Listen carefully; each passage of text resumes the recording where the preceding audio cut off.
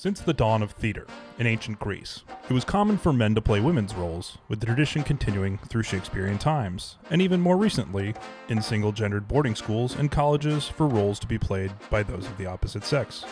In modern memory, this tradition has manifested in sketch comedy troupes, like Kids in the Hall or Saturday Night Live, either as a commentary or just gender-bending hilarity. As with the game of association football, women and men alike have been playing the sport as long as it's been in existence.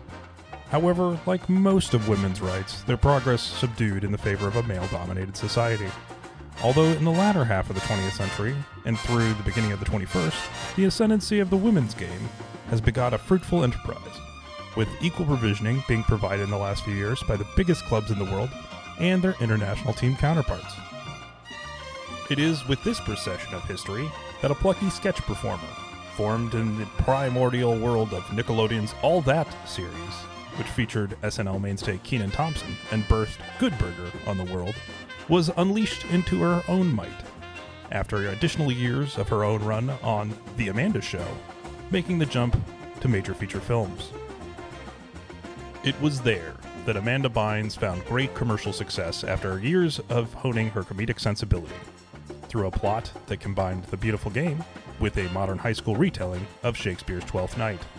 She embodied a sense of humor that defined a generation of women, and along with her role in the film, blurred the lines of gender, which would ask questions ahead of its time, still beloved, almost 20 years later, yet to answer some of them. This month on Club Deportivo Movie Club, we watch She's the Man.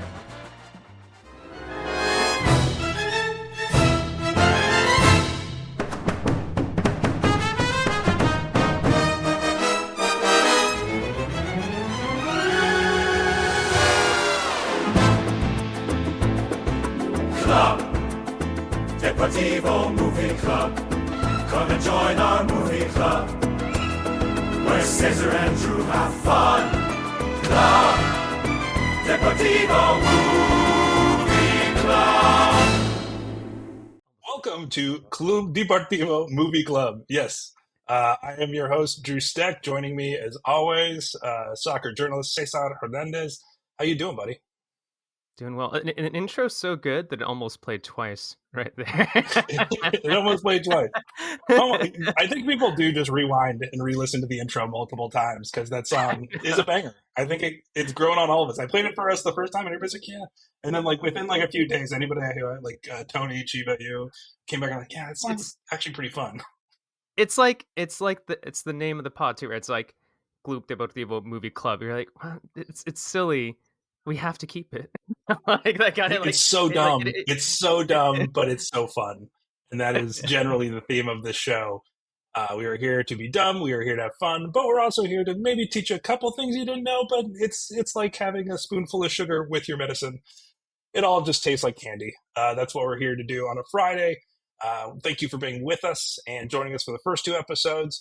I didn't get a ton of feedback from last week's episode. It means we nailed it. We spoke specifically, perfectly to the human experience of the film.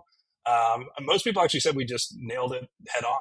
And that's the feedback I got from 2 to 3 folks. The one thing I will say is that the first episode, we were able to layer some clips in. Second one, as we tried to upload it 4 times, YouTube did not like the the clipped in version. Kept telling me we kept breaking copyright, something like that. So we're going to try and bring you a version of the future where maybe we can layer in some clips and again bring you versions of the film, maybe in some sort of SD SanDiego.Futbol members club. I don't know. Tony and Chiba will probably be able to speak more on that, but something in the future where we can do a little more to that effect, because I do think it is a little more fun to have those clips. I mean, in the last episode, did people want to see beautiful actors like Gael Garcia Bernal and Diego Luna, or would they prefer just to see our two faces? I don't know. I think that's an easy one right there, Drew. That's an easy call. And I will say Tony's looking a lot better these days. He definitely is slimmed down, looks very svelte, and so is Chiba. But I do think people would prefer to see Diego Luna and Gael. Yeah, maybe. These guys. Maybe. Yeah, maybe. So and also this, anyway. and also the. I mean, I don't want to dive into it just yet, but also 2 popular stars from the early aughts. Obviously, one star was catapulted thanks to this movie. But yeah, Yeah, I mean, I'm really excited to talk about today's movie. I was gonna say today's pod, as if like the Right. pod is talking about pods, not talking about soccer movies. Talking about this pod. Yeah. The today's soccer movie I think is kind of interesting. We're millennial heavy here today. I think out of the 3 films so far, this is probably the most institutional in terms of millennial knowledge, even though all 3 were released in the 2000s around similar time. But speaking to that, and our special guest today, who I'm very excited to welcome in, we're going to have Lizzy Becherano. How are we doing today, Lizzy? Welcome to our club. Hey. The intro song, it's now a request to put it on Spotify. Yes. Oh, Personally. okay. Yes. We can do that. Request. We can definitely Yes. do that. Yeah. That would be great. It's called Cinematic Goals. I'm so That's the excited. name of it. That's what we titled it. So, Love. yeah. Love. What a start. Fantastic. Well, Lizzy, Cesar and I have given our credentials previously for how we've gotten into soccer, where we've come from with movies. But we'd love to know, what's your relationship with the beautiful game, brah, in this case. And then we'll dive a little bit into your relationship with film and then introduce the film. Yeah. So I think growing up, I'm like borderline millennial Gen Z-ish, 1998, which is a very strange line. But I'd like to think I got the best of both worlds. Movie-wise, you grew up with Hannah Montana and OG Wizards of Waverly Place, but also these cinematic masterpieces from Amanda Bynes. Thank her for my childhood. And I think this movie was really like pivotal for a lot of us, but I guess like in my head, it was the first time I saw soccer kind of like streamlined in a way that wasn't tomboyish or like weird. It was like, oh, the hot girl can play and she also gets the guy. Like everything is good. 2000s. So I love that.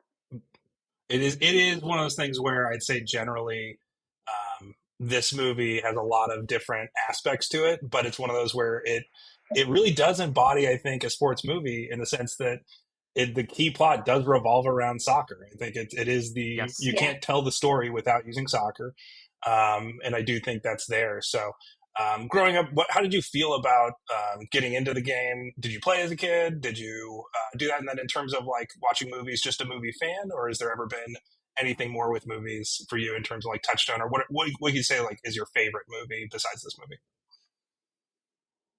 So I grew up watching soccer from the sidelines as a resident little sister with a soccer player brother.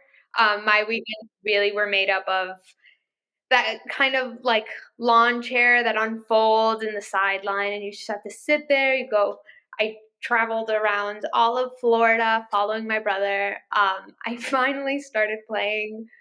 Well, that's a stretch, but I finally started into like a team atmosphere in high school where I played left back in junior varsity, more so again in a great way. I truly kept the bench warm. It was lovely. It was great. I had no idea that you in played, every way. Lizzy. I thought. Yeah. I thought. Well, played is a stretch. Okay, but you did. You played. I don't know You how played much JV it's like. high school soccer. Like you made the team.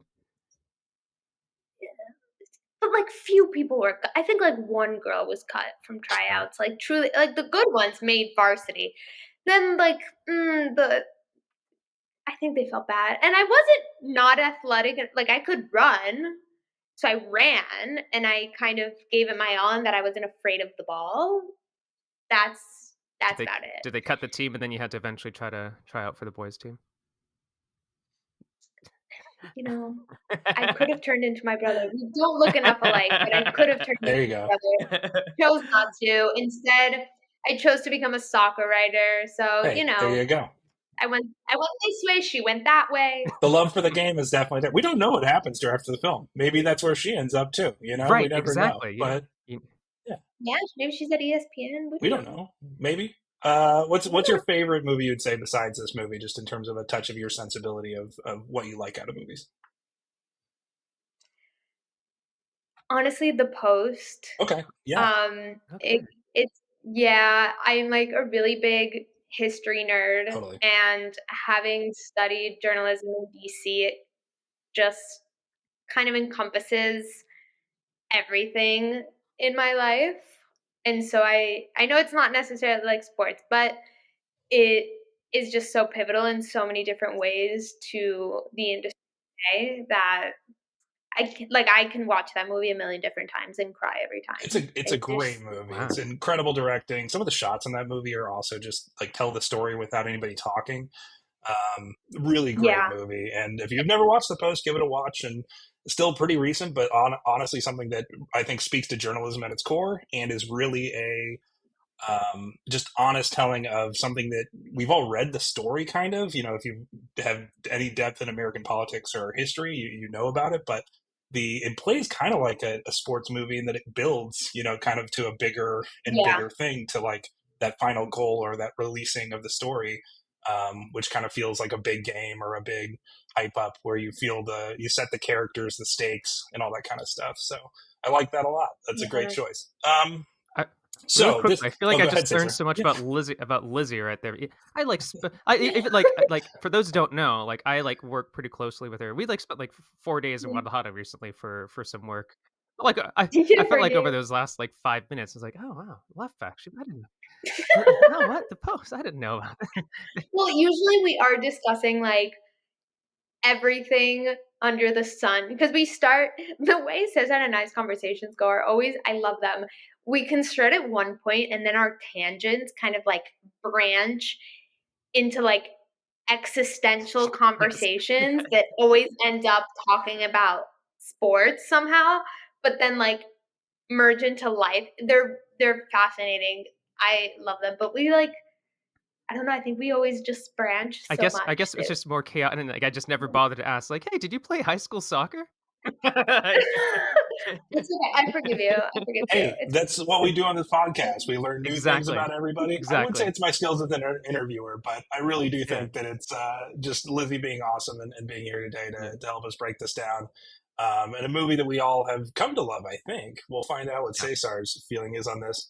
But it is something that is She's the Man. You know this by looking at the title of the episode. We always kind of like to be coy a little bit. Obviously, I used it in the intro and built up to it, but it is released in 2006, so hardcore mid-2000s right there, but gives you that feeling of, again, for a lot of people, it was an entry point to, as Lizzy said, kind of mainlining soccer, making it something that was, in previous films, and the people who wrote the film, the two writers, they also wrote 10 Things I Hate About You. And to go back just a few years to that film, there's a lot of similarities, both takes on Shakespeare in a modern high school setting and a romantic comedy type style. But the character in that who plays soccer, she's weird for playing women's soccer, right? She's one of those kind of feisty women's soccer players. Versus here, it's kind of just seen as a mainstream thing. And more than any other sport, it's, the other sports don't exist in these high schools. It's just soccer. It's the one sport, I guess, that's there. But yeah, it's again, probably the most successful film we've talked about to date. $57.2 million at the box office, shot for about 20 to 25 million. Released at a PG-13 rating, perfect for the demographic it was trying to hit. Critics, mixed reviews, but I think the audience overall, this is a cult classic for a lot of people. And again, a very generational thing. I think if you're older than like 45, you probably never watched this movie. If you are, younger than 15 at this point, or 16, or maybe like 18, you probably haven't consumed it as well, just due to the amount of choices and movies and stuff that's out there. So it is one of those movies where, again, we'll break it down here, but we chose this, and this might be one where people go, is this a soccer movie, guys? Is this really a soccer movie? Yes. How is it not a soccer movie? Yes. It is the soccer movie. Yes. Some would say, in my household, yes, my significant other would say the same thing. She would agree with that. It is the definitive telling of soccer, as far as she's concerned. It is a historical or high school retelling of Shakespeare's Twelfth Night. A lot of the names are similar in terms of the main characters, the plot lines, people chasing after each other, love triangles, all that great stuff that every Shakespearean comedy has. Some of the elements are changed, obviously. A woman dressing up as a man is part of the plot, but not so much the exact same characters and all that stuff, but again, this was a very, I would say, not star making because Amanda Bynes was a star, but definitely Channing Tatum's breakout role. Like he was just, I think, in a Mountain Dew commercial before he did this, and Amanda Bynes fought to get him in. So those are all the fun facts I can lay out for us here from my kind of film nerd standpoint. But how about we just dive in, guys? Let's get it going here. Yeah. All right. Bye. Film opens on a beach at a lake at the end of summer vacation.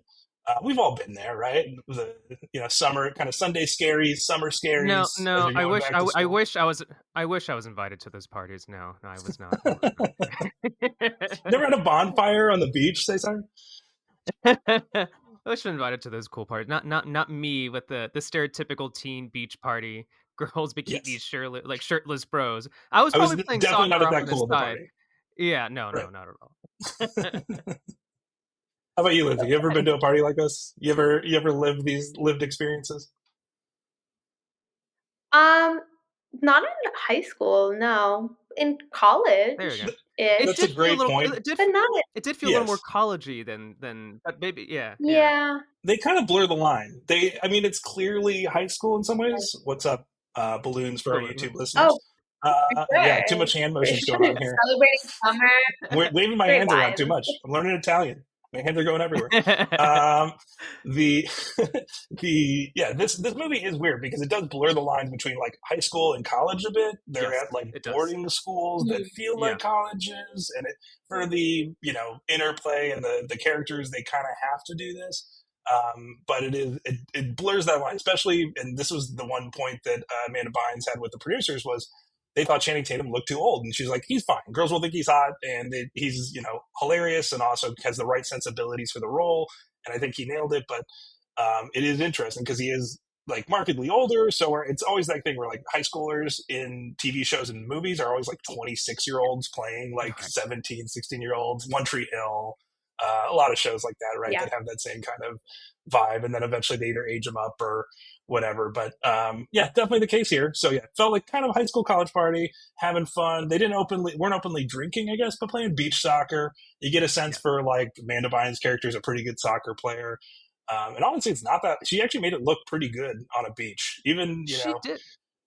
Yeah. I was curious to hear your thoughts about Lizzy because like I watched it for the first time and I was like, oh, actually like the soccer playing is like decent because that's something that I've been trying to like be aware of like in the different soccer movies we're watching is how good does the actual soccer look. Yeah. But I'm curious to hear what you think about that because like there's some decent moments from Amanda Bynes and you saw that really like early on in this movie she's like, oh, that's right, she's like decent at soccer here. Yeah, it actually reminded me, and I don't know if it's because I consume like one channel in particular, but it reminded me of the current Messi Michelob Ultra commercial going on. There you go. So it does and obviously no one doubts Messi's ability or the fact that like potentially was like edited in there, but it seemed like to give off like the fact that what is there like a 20-ish year difference or like an 18-year difference and not much has changed. So I'll say like good job editors, great stuff in 2006. Mr. Messi, you're Michelob. Yeah, Mr. Messi. I like that it was like he's very brand conscious. She's like, you want another beer? He's like, no, only Michelob. Yeah, I know, right? Other fun fact about that commercial, Ted Lasso, in the extended version pops up. You can see Jason Sudeikis at a table reading a magazine. Oh, okay. Yeah, you have to look closely, but he's there. But yeah, I like how like so clear like going back to the movie. So beach party, stereotypical beach party. Everybody's like having a good time, but we established early on that she is quite good at soccer. And then of course there is a line where what is it? Where he said, or boyfriend Justin says that you're probably better than half the guys on my team. And it kind of like you're like establishes this idea early on. It's just like, okay, like is he gonna continue to think that down the line? There continue to be a thing. Where does this go after he makes that statement? So I thought that was really interesting. Yeah. I'd say that, and he also just comes across as one of the most douchey people you could possibly meet. 100%. Which sets up the fall very well that's coming. Yeah. But how did you feel about the flipping on the soccer field, Lizzy, as somebody who's now consumed a lot of soccer. There's so many flips and just kind of silly soccer moments in this film alongside some decent playing. It's funny because watching the movie back, I didn't necessarily realize certain things that are so 2000s. Apparently flipping is one of them. Like, and it's funny you mentioned blurring the lines between high school and college, but looking back at that time, like Zoe 101 did the exact same thing where it was this boarding school college, obviously it was filmed. Well, actually, I don't know if other people did it, but I know my group was like very obsessed with it. It was filmed at Pepperdine in California, so it was very much a college campus idea. So I think certain factors of the movie, when you watch it a first time in that age, you don't necessarily notice because you think that's what people do. People flip. That's, Or like, we're all doing. Gymnastics, soccer, you flip. Watching it back now, I'm like, wow. What a choice. We need to get Simone Biles at soccer ball. That's what I thought. Go ahead, know, Cesar. right? Yeah. Yeah. My theory is that like Shaolin soccer came out a few years before this. And because actually when I was watching this, especially because we'll talk about it later, and even like, I mean, I guess it's kind of transition into the next scene where, where it goes to the team practice, and then eventually we see the guys team practicing. But like at the guys like practice too, like at the high school, like there's a player that does a flip as well. And later on in the movie, like when, I mean, we see a goal. It was a very Shaolin soccer-like goal. So I wonder if there was something there where people were like, yes, this is a cool soccer thing to do. And especially since Justin, the boyfriend or soon-to-be ex-boyfriend, he says ninja every now and then. He's like, yeah, ninja does flips. Ninja, I'm a ninja goalie. Yeah. Ninja goal. Okay. Maybe they had the same soccer coordinators. They did have soccer coordinators in this film. I watched the credits enough to find that. I did not look up what other films they worked on. So it is possible, to your point, that they were consultants on Shaolin soccer. In that sense, because I like that. We'll run with that. We're gonna keep that rolling. So we also I will say during that same time, cheerleading movies were breaking like all the cheerleading movies. What was the name? I'm forgetting the name of Bring it. It On? But filmed in SanDiego. Yeah, Bring It On. There we go. Like that was amazing. So potentially they just like marketed to what are teens interested in, and backflips made the list. So cool. it truly just like, made the list. Yeah, backflips. That's what it's all about. I do think there was a lot of unnecessary gymnastics in the 2000s. I think it's because like stunts became cheaper to do, trampoline. I don't know, but it definitely was a cultural thing that is a touchstone for 2000s culture. We cut to out of the party. Hey, summer's ending, going back to school, and we cut to them on a field. Her with her soccer team walking up on the field. What would be like, this would be traumatic, honestly, in real life if this was the way you found out this information. They walk up to have their first practice / tryout, and they find out, oh no, the team has been totally canceled. Like, the girls' team does not exist anymore, which Title IX be damned. I know, would not be possible in a college. So that's how we know it's a high school, I guess. And also, according to Title IX, the girls would be able to try out for the boys' team if there is no girls. So when the coach is just like, you can't be allowed to be doing this, blah, blah, like no, the girls are actually technically allowed to try out for the boys' team if according to Title IX. So the boys come over, they're practicing on the field already, and a whole kind of dust-up ensues between the girls' team and the boys' team. Boys' team led by her ninja goalie boyfriend, Justin, and her, and some words fly back and forth. Girls can't be boys, simple as that. Very Anchorman, like, women have a brain half the size of men. It's science kind of thing. To use another film that played on sexism a little bit. And we get one of our first signature lines, I think, from the film here, Lizzy, that you said you've used multiple times in your head, if not you've wanted to use out loud. Yes. I cannot overstate the cultural shift that this phrase caused, this exchange and dialogue. All credit to the writers. Phenomenal choice of words in which he says end of discussion and she turns in her snappy little ways and said, "End of relationship." Phenomenal in every way. I was 8 years old when this movie came out. Obviously, at that time, I in fact did not have a boyfriend, nor was I going through a dramatic breakup, nor were my friends. And yet, it still did not stop us from saying that to guys all the time. Even I tend to have a terrible memory. It is one of those phrases that you constantly recall in your head from this movie. What a moment. What a girl power moment. And I love her for It that. does. It gives her the juice, you know, like Yes. she's Yeah. definitely the lead of this film. There's no mistake about it.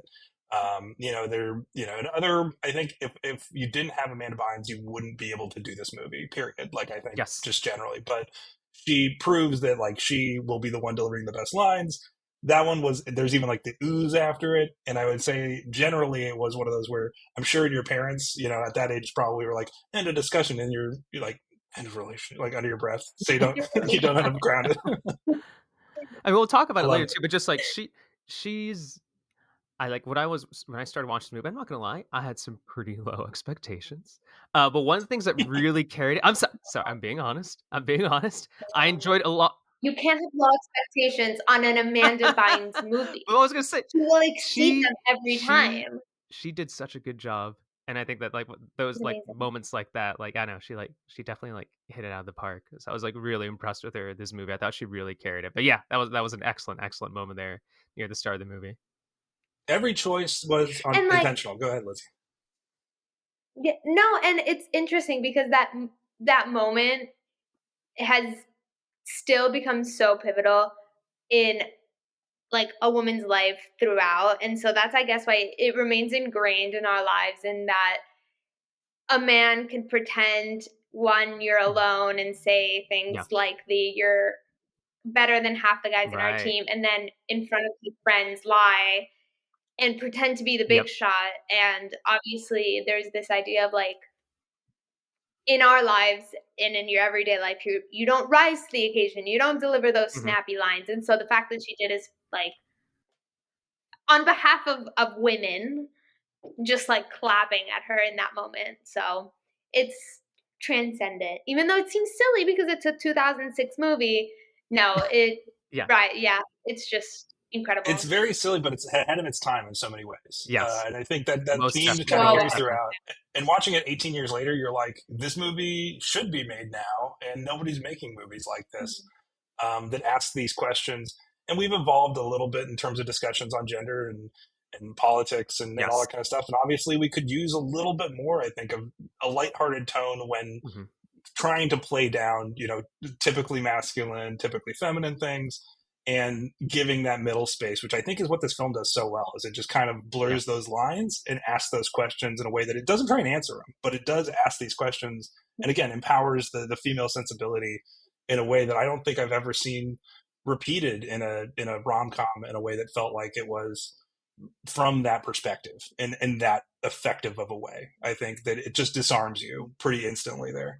So 100%. moving on from the original scene, she's depressed, she leaves, she's listened to her iPod or whatever on her walk home, and gets hit up from the behind by her brother's girlfriend, who mistakes her for her brother with her hood up. So, and says it's because of your slight frame or your lack of curves or whatever. And we're setting the stage here. We're building, and ends up calling her saying that she dials 1-800 biatch, which is one of my Yeah, favorite It's lines. another excellent line. iconic, Yeah, just great delivery. iconic. And she's wearing a Great Britain hat, maybe a callback to What a Girl Wants. I don't know. Another Amanda Bynes classic. Such a good movie. Such a or good Yeah, or I movie. think another great one. or Is that like my it could watch be that like this weekend? I know, right? And my like, or is that just establishing? My idea is just like, oh, this is establishing she's a little bit of like an Anglophile, like like when it comes to liking soccer, when it comes to liking stuff in the UK, and especially since later on we meet her brother, like I mean, I'm not gonna overlook some stuff here, but like after she talks to her mom, but the brother then goes to London, so he likes all this like UK music. So and if you like soccer, maybe it's a little bit of an Anglophile vibe right there, especially with soccer like in that era. The cultural exchange was very real, right? We watched Goal as our Yeah. first movie, Yeah. and I'd say that was the viewpoint for most American audiences to the game globally was still that MLS in its infancy, all that kind of stuff. Or just Exactly. that was the way to do it. And when you did watch it, like every friend I knew who got into soccer early was an Anglophile. Like it was both. It wasn't like, oh, I just watched this team, but I happen to live my very American life. It was, no, I'm also obsessed with the culture, and I watch Faulty Towers or I watch Monty Python. Like you consume all of it, not just the game. So we end up back in her and her brother's room, or her brother's room. And we have before that we get her mom. We get introduced to her mom, who is the most trad mom possible. Yes. You gotta be a girl. Yes. We need you to go to the debutante ball. Did this speak to something within you, Lizzy, as a woman, where you're like, stop it, mom? I mean, a little bit different because it was very American mom, Right. and I'm from Mexico, and my mom is very Mexico. So I, for example, didn't even know what a debutante ball really was. I kind of like ignored that. I was like, I don't really need to like Google what that is. I'll just watch. Yeah, a little bit, yeah. Where I was just like, okay, like why are you? You're like, that's not it. Why are you practicing the You're like, definitely not a Like, can I quinceañera. just... Like, Yeah, like those were the vibes in my house. But like, it's very interesting, and it crosses over to all this other like millennial shows, in that there was characters like that in The Sweet Life of Zack and Cody, and we saw characters like that in Hannah Montana and throughout Disney Channel. So it wasn't that I was unaware of like what the traditional American mom was.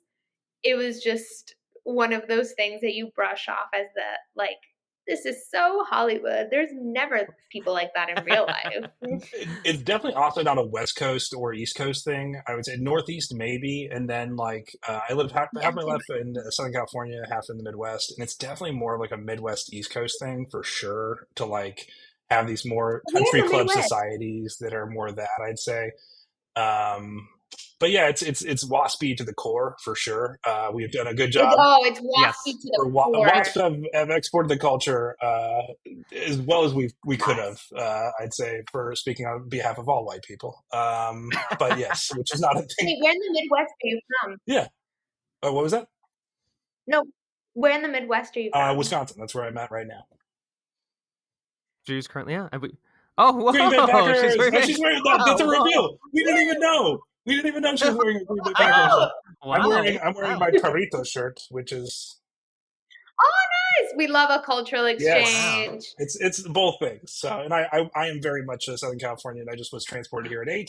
So I spent about half my life here, and I do love it here. My wife's from here. I am a Packer fan. The only major sports team in America owned by the people. So you got to take that to the bank. And now we're gonna continue on with the NFL pod. And now we're pivoting to we're going to talk about Remember the Titans. So. If we could review that movie, we could. But I assume we should. Maybe that'll be a summer movie. Maybe we after season 1. We do some sports movies. Football. We like football. Yeah, football. There you go. Football. Maybe we view it as if it was a soccer team instead of a football team, and we try and insert metaphors of who would play what position. We could do that.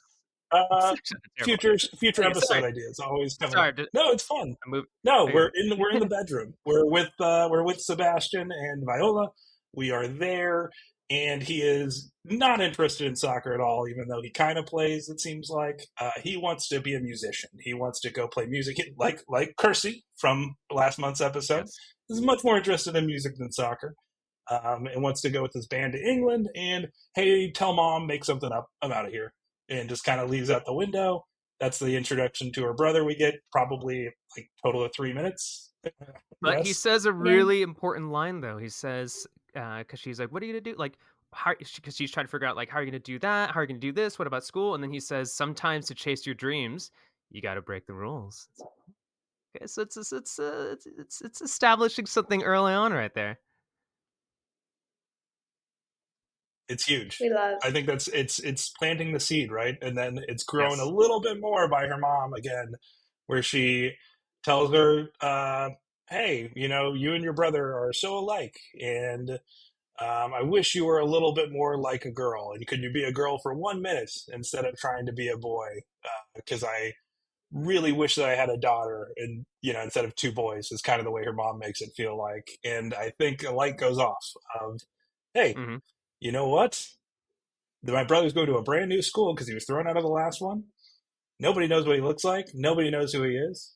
And I think I could pass for a boy based on all the previous information that's now been layered into my head. And the craziest idea possible ensues. And we don't even know if Illyria has a girls' soccer team, which was another thing that maybe would have been potentially I just probable. completely. It would have just, again, another way to kill movies. It's just like, what if this happened? It's like, yeah, then there wouldn't be a movie, right? So she decides she's going to become her brother. And calls visit her visit Jude Law. Apparently, I immediately thought that was Jude Law. By the way, he could be young Jude Law for sure. Maybe it was because of the hairstyle. Maybe it was frosted tips.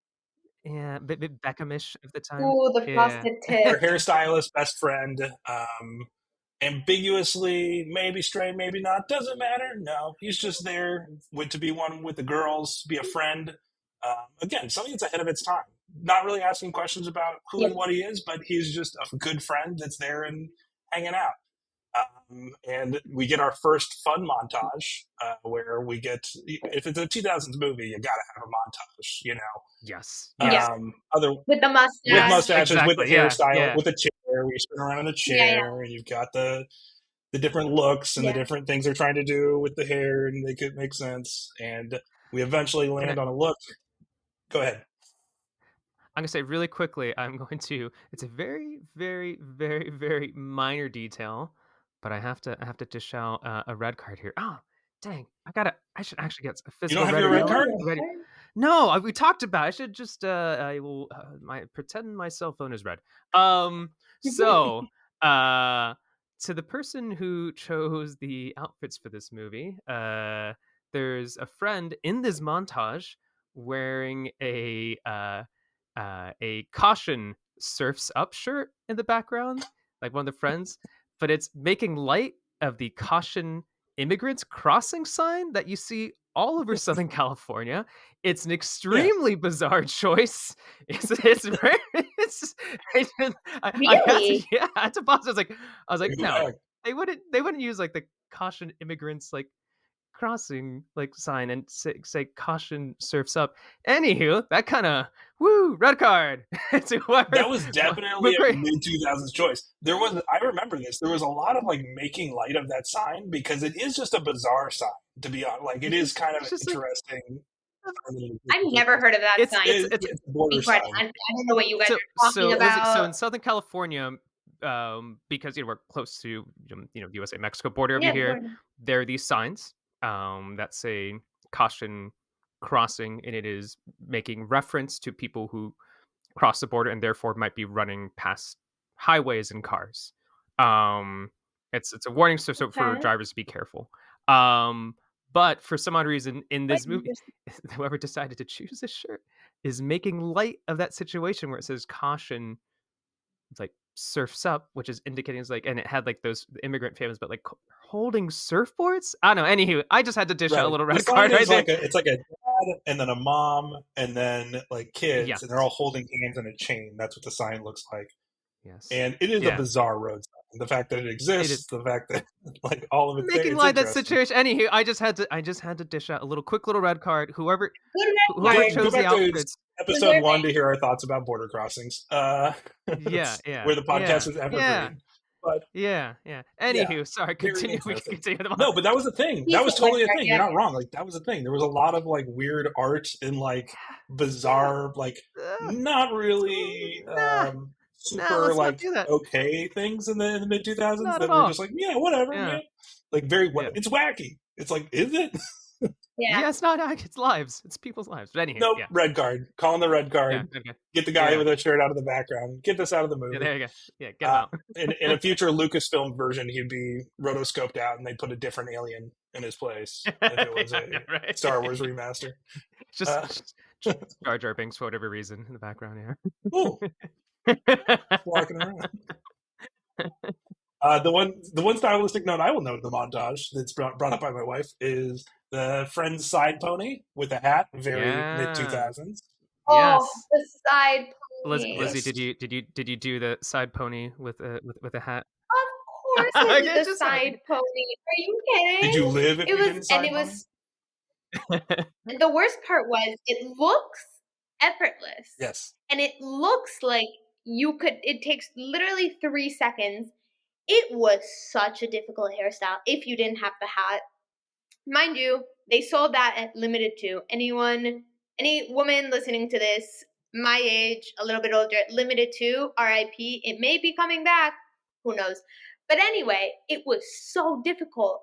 You had to like get your hair specifically like decent enough, but then your part had to it was a whole thing. Oh yeah. I could go into the traumas of but hairstyles that's in why the you got to 2000s. be really good friend in this movie, in this situation. You got to be friends with a decent hairstylist, right? And then be able to set that up. Yeah. Yeah, which also draws the question, like, and this is also very 2000s.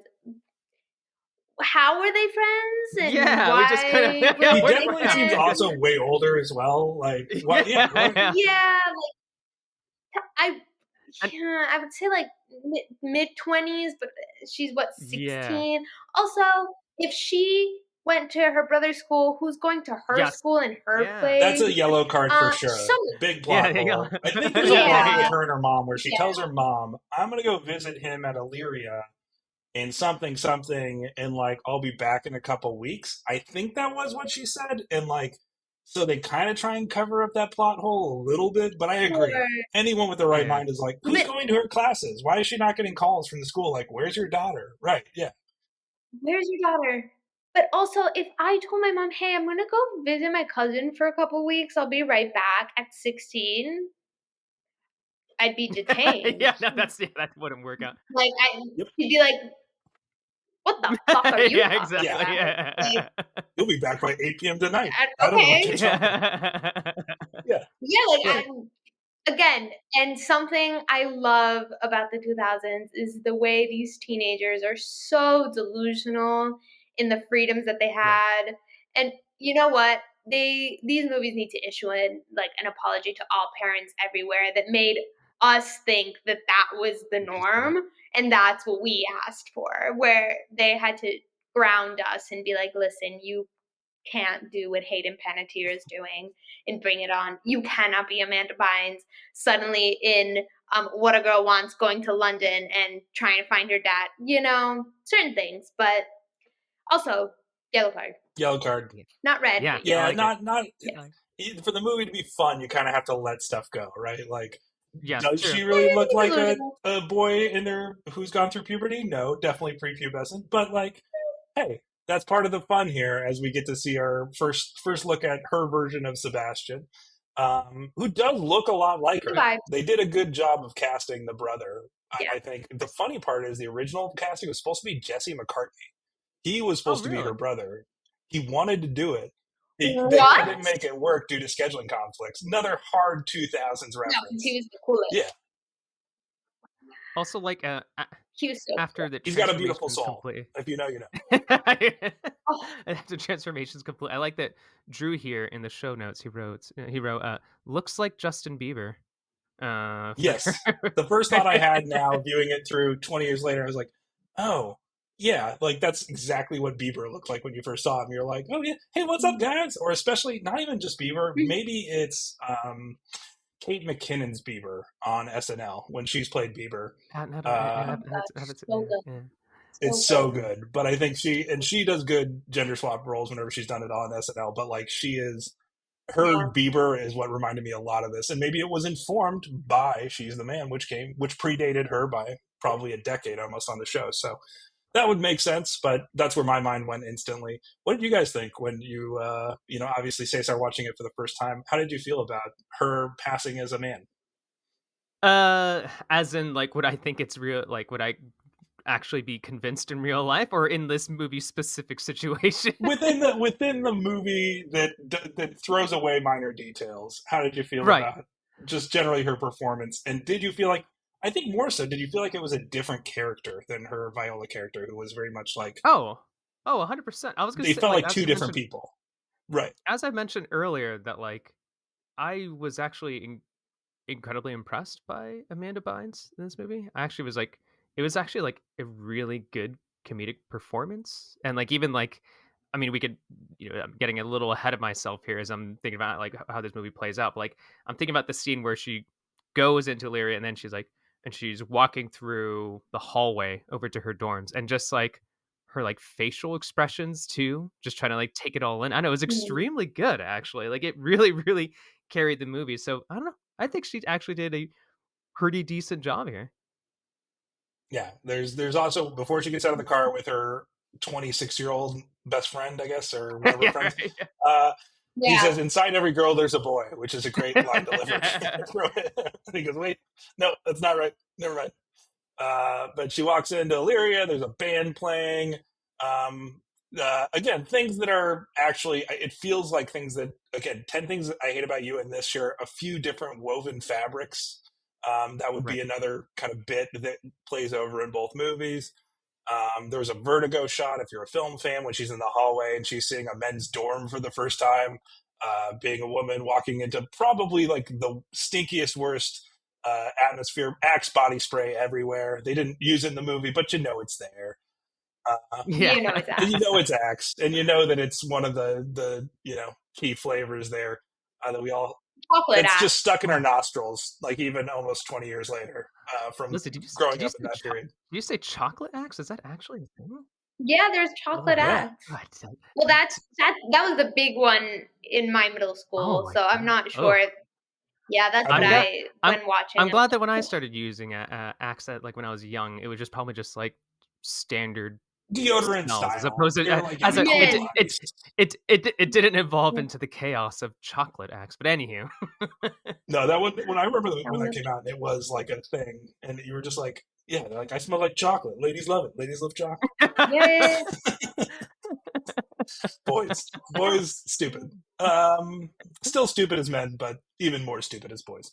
Uh, so yeah, we have five, like in the hall too. There's like people playing like hockey and frisbee and whatever, like every sport imaginable. Like just chaos reigning supreme.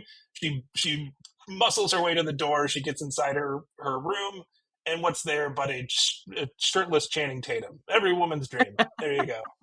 I think But she I has to think pretend to be a woman I wonder or what pretend to the be a man. what the count would be for or like shirtless Channing Tatum or like shirtless like soccer player in this movie. It'd probably at least be in the 40s or 50s.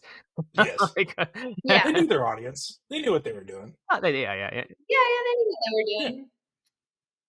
Not dumb at all. No. And so, yeah, I mean, it's, you walk in, you get what feels like an ultra masculine environment, but I think nowadays it honestly would just seem like a chill hang. Couple bros playing Yes. FIFA, hanging out, some cool posters on the wall, vintage Chelsea posters. You get some Frank Lampard. You got a Metro Stars poster with Eddie Gavin, Eddie like Eddie Gavin, who was at one point deep he throwback. was one of the youngest players in Major Leagues. I think he was the youngest until Freddie Adu showed up in the Right. scene. But it Mm. was like it's a very random. It was like it makes sense. Like if I'm thinking back to the whole like Anglophile kind of theme of like what the movie is using a little bit, especially since we'll see Vinnie Jones later. The poster of an MLS player, especially Eddie Gavin, that feels very specific.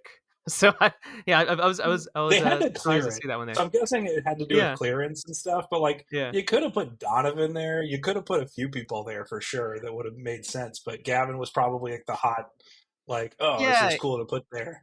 Yeah.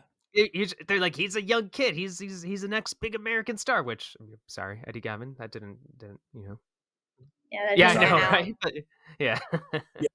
RN Robin, and then Didier Drogba as well. Drogba, a San Diego connection, former owner of 1904 FC.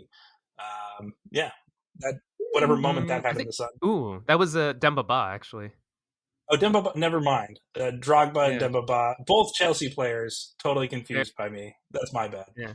I'm also looking at the next It's the note, only which reason was I'm that on the there was pod. some It's the only reason I'm on the pod is actually just to say stuff like that. because you wrote the article about Hmm, it, so you do remember. Excuse me, Drew, but actually it was Demba Ba. Yeah, Didier I'm Drogba. just emotionally scarred by everything that's happened in San Diego soccer in the last 8 years. You're here for the facts for sure. That's how we do it here. That's But yeah, Drogba's there, and Drogba, great player. Psalm Yes. 41 also on the walls, very mid 2000 boys, and they actually have a Chuck poster. And I had to be like, oh shit, Chuck did come out that long ago as a Sum 41 fan. I was like, oh God, I'm old. I'm Yes. so old. But yeah, we get another great line. Lizzie, do you know which one I'm talking about? When No, which she one? asks, oh, you guys play soccer too? Obviously by the multitude of soccer posters and then playing FIFA. You played a beautiful game, bro? The way, Amanda Bynes is a chameleon and an underrated actress with perfect comedic timing. And it's funny that you mentioned the facial expressions and the makeover, because I, while watching back, thought it was so perfectly imperfect in that obviously foreshadowing the way that sometimes her eyebrow would like come off or the wig would move around, but it was so awkwardly well done where you knew like because again, watching back, I have the reference of Taylor Swift's She's the Man. Not She's the Man, The Man, sorry. And in her music video, she's transformed into a man, but you can watch that and you don't know it's Taylor Swift. Like I showed it to my husband and at the very end, I was like, that's Taylor. And she's like, where? I was like, no, that person is Taylor. Right. Like she's transformed into a man. And so that had to be not just the fact that like in the 2000s there was obviously less kind of prosthetic development, but that had to be done in a way where like Amanda Bynes could still peek through everything that was put on her to be so perfectly her. And so I don't know, that line and the way she managed to deliver that in layers and layers of prosthetics and wigs and makeup and still so like be her. I didn't even think about that. You're so right that it was perfectly imperfect, and that's what makes it funny, right? Like because they could have done a lot of heavy makeup and prosthetics and made her look much more, I guess, like possibly her brother. But that's actually what made it quite funny, was that it was just like give her a little bit of a sideburns, There were a some little bit like sideburns, a heavy eyebrow. Yeah, I never even thought about that. Like, look, this is Taylor Swift in The Man, where you're like, oh wow, okay, obviously, yeah, I know it's crazy. I should look at that. I should watch that. But like, they obviously found a way to like mask any of her features or even like feminine features, and for sure they could have found a way to do that to Amanda Bynes. The cheekbones, I think, is what gives it away a little bit for her. And like, Taylor Swift in that video, I know what you're talking about. They gave her almost like bumped out cheekbones a little bit. Yeah, they put like a mask on her, and it was like layers and layers of prosthetic. I want to say even skin. Yeah. But in doing so, in She's the Man, they would have masked any of her potential comedic resources that are, for example, her facial expressions. I even say too, like the character she's playing, I knew guys like that who like at 16 just weren't there yet. Like they didn't hit puberty fully. And so like they just, and then the next summer they like jumped up and you're like, whoa, you're a guy now, or you're a man. Like they're still boys, right? Like that's who she is. She's not a man yet. She's kind of playing a boy. Which again is like perfect. It's funny because it is just like, it's just on the edge of like being real enough, but then enough to where, as you said, like they gave her still her whole faculty to work with of her face, her eyes, and just the way she contorts all of it is a talent. It's one of those things that makes you so sad that she's ended up not being able to perform anymore because she was so good. Like that's one of the things that like I think at the heart of this film is tough, because you think about this person who's so talented and so incredible and could have been the next Carol Burnett or whatever, but like maybe she still can. Maybe there's time. She's still somewhat young on a relative scale. But I think without going on too much of a tangent, I feel like there's a wider issue with just like, you do research of what happened to all those like Nickelodeon kids and the background that they had in the late '90s, early 2000s. You're like, ooh, she's not alone. But anywho, well, even to that effect, we'll double down real quickly though. She did say in a later interview she did in 2018 that it did mess with her watching this movie back. She loved doing the movie. She felt like she pushed herself to kind of do the mannerisms of a man and embody the character, and she did incredible character work. But viewing it, she said it messed with her head because she did just didn't like how she looked as a man. Like it just really messed with her and did put her in a funk for 4 to 6 months. I don't think that's what led to all the other stuff, but I do think that it is sad that you struggle psychologically with these concepts, and the world wasn't really ready to do it right. That's part of just being ahead of your time. Is sometimes what you're doing, it's right, but you don't get the validation, I think, that she probably should have gotten at the time for what she did. And that's where, again, like we failed her as society. And I wish we did better by her, because she's so good at this. So going back to fun. Go ahead. If she were a dude, it'd be like, oh, like the comedic genius, right? Like the who just won a ride, but because she was a woman. Or she's a woman, and because it was, the 2000s, and you see what happens with Britney Spears. I hope she's doing all right. Is all I'm saying. And that, like, that's all I'm saying. Yeah. That's what we all wish. Amanda Bynes Love Club over here. There we go. Yeah. There we go. There's the hearts. Oh. Yeah. You can do that. And so. We also get a seminal running gag throughout the movie in this moment where, oh no, her bag spills open. She's being an awkward, teenage boy. Why do you have tampons in your bag? Also, I want to say iconic. Yes.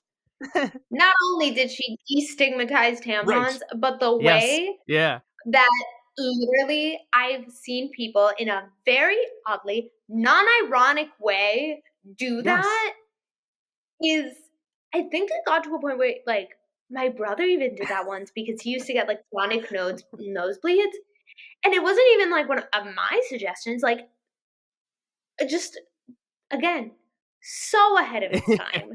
And I really don't even think anybody in production or in the creation of this movie realized what aspects of it would have a cultural impact. That one of them. For sure. And apparently Channing Tatum, in the audition, they did the scene where he puts it up his nose later on. He actually put the whole thing up his nose, including the applicator tip. Oh no! So I guess it made it worse. But yeah, it's one of those things where like it was a joke, but it became destigmatizing. It made it to where like, hey, this is a real thing, and it is the best thing for soaking up blood. It's what it's designed to do. It's a brilliant choice, and again, only female writers I think could have come up with that, which is why it's great that it's told that way. And really just apply with a sensibility. Even Fickman, the male director here, I think had just a really open heart and tried to make it to where, again, he saw everything a little bit ahead of its time. He also directed a lot of Wizards of Waverly Place, a lot of Disney and Nickelodeon shows. So I think that's where, again, like he ruled a lot of people's childhoods, but has that sensibility to handle these things, knowing that they're going to be felt a certain way by kids and by young adults. That I think makes a lot of sense. So it's again one of those things where like you didn't think about it, it's a joke, but it becomes something that's bigger, and I think that's like a lot of this movie, which is cool. Mm-hmm. So why is she there? Go ahead. Jump in, Liz.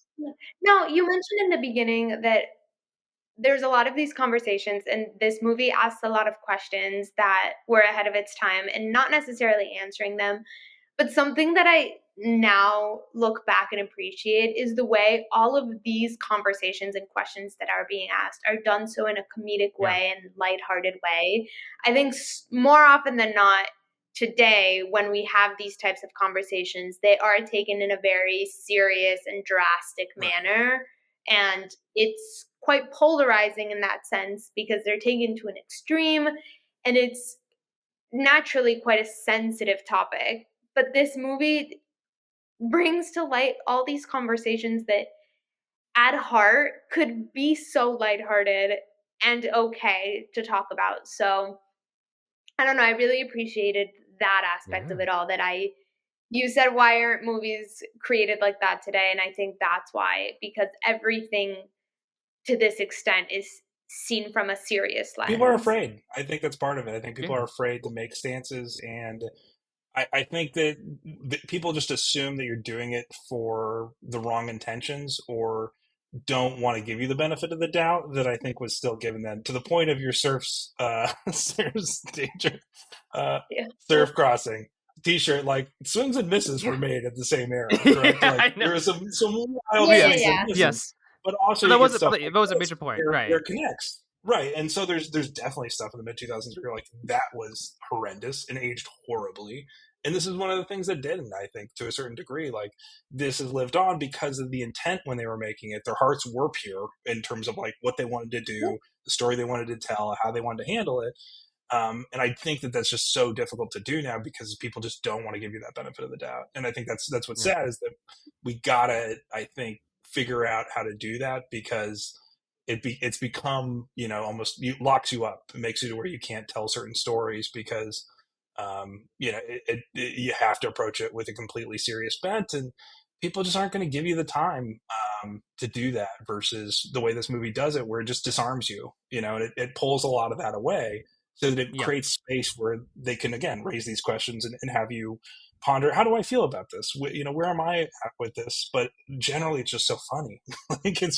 it's so funny. So like we cut to why is she there? Why is she at Illyria?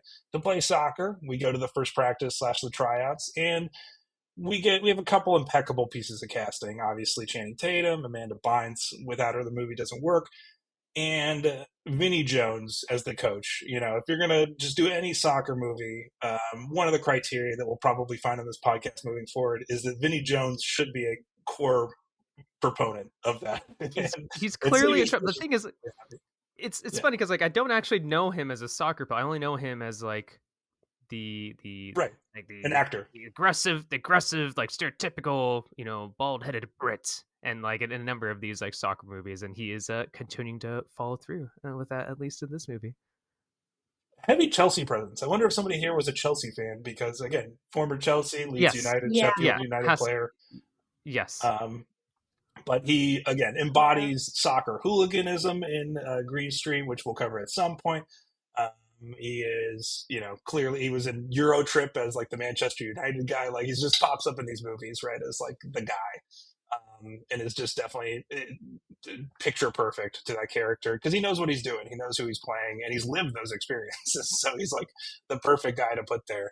And is surprises us throughout the film in terms of how he views these issues and how he's ahead of his time in terms of being within that space for sure.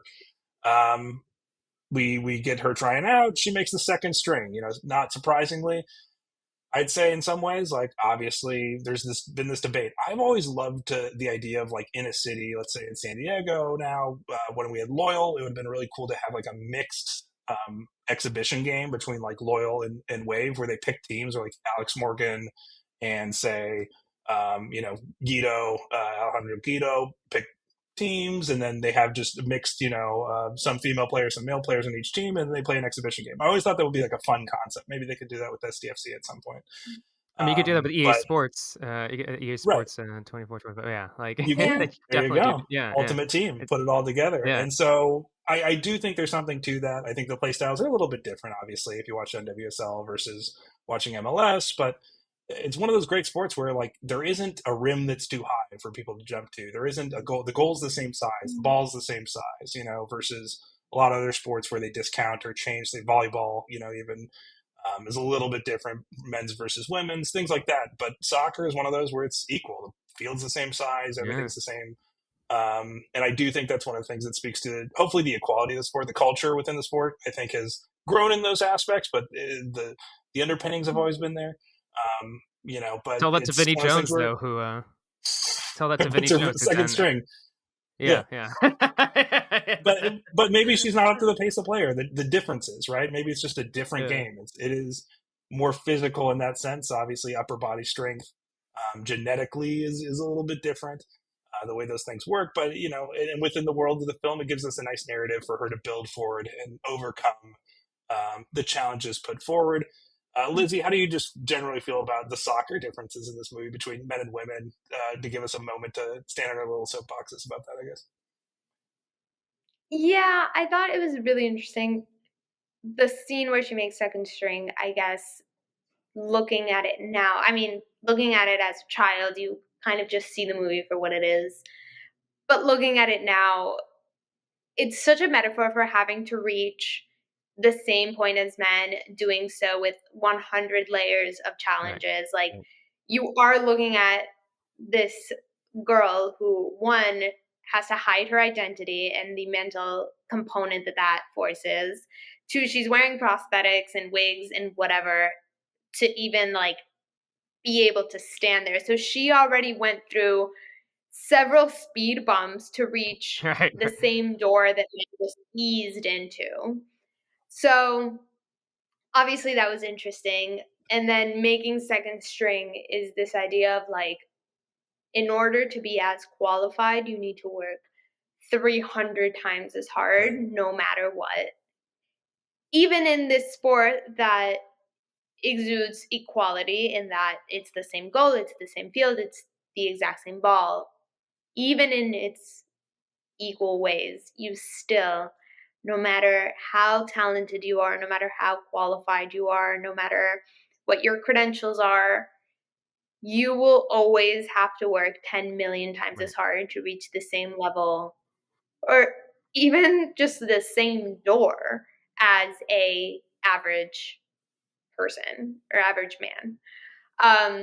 So I think that was the biggest takeaway, more than just the actual game of it all, because obviously, and you watch these guys trying out and you're like, okay, now think about doing it with more layers on, with a wig, with everything that With the implies ace putting on a bandage wig. strapped across your chest. Right, yeah. Exactly. That's clearly constraining your breath as you run around.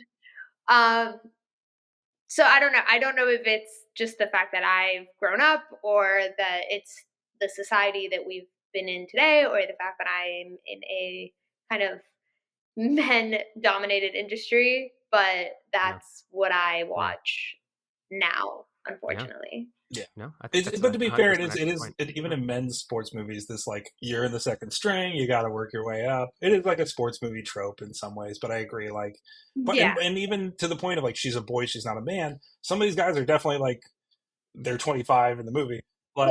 They look much bigger and older. Channing Tatum is 26. He's 26. When they filmed even Messi was discounted because he was so little, right? He was just a smaller guy who didn't develop as quickly and never fully, grew because of his, I guess, bone disorder or whatever he has. But but obviously no one wouldn't say he's the best player in the world. So it's clear, it's one of those things where people had to find out their biases were wrong sometimes to overcome them. And I think of that a little bit, but that's truth there, Lizzy. It's always 200%, 300% more that you have to not to get to not be discounted, right? Taylor Swift or whatever. It's you have to. She had to sell 10 times more records than the Beatles for people to be like, yeah, I guess she's one of the best pop artists of all time. She might be all right. Yeah. She's good. No, and I don't obviously want to jump to the end of the movie, but I think that was something that all women to a certain extent want to have that moment when they're like, oh, they're really good, and it's oh, surprise. Right. I'm actually a woman. Now deal with your bias. And you're like, oh, right. She's no longer good for a woman. She's just good. Right. And that's I think I've tried to push that narrative with a few soccer friends or people who do still have those kind of biases of especially in America, NWSL and MLS, it's the best, women's league in the world at this point. They're pretty good. And MLS is not the best men's league. Put them on the field together. Pretty good is an understatement. So you would say yeah, they're great.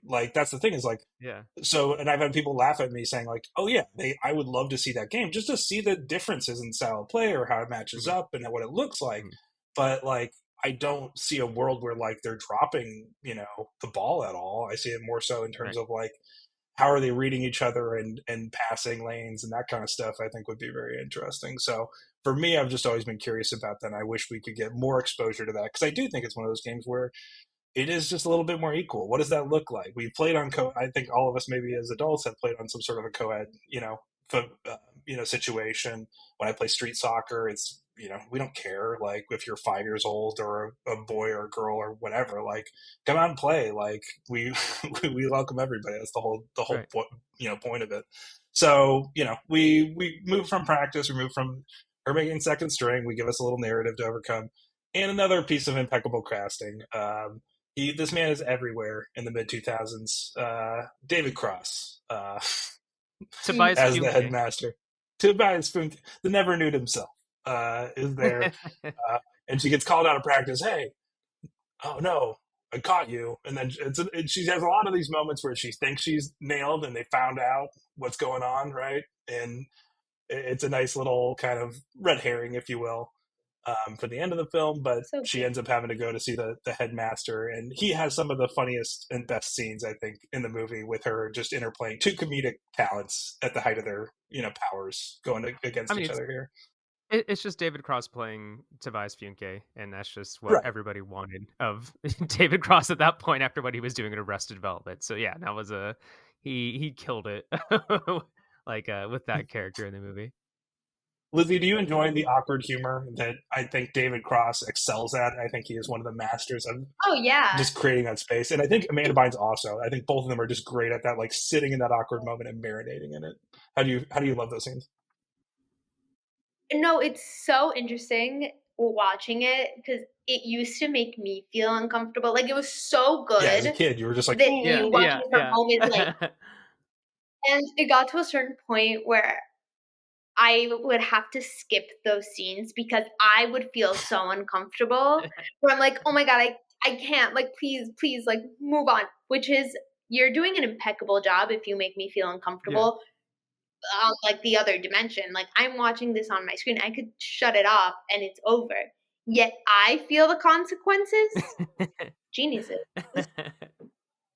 It's amazing. I think it's great. She tries to get her brother's file out. At the same time, she finds out this guy's not going to be a problem. He does not care. He's almost overtly weirdly nice at trying to It's make you feel good. Yeah, far too much of the nice parent who will just the lax parent who will let things go, if you will. Yeah. yeah.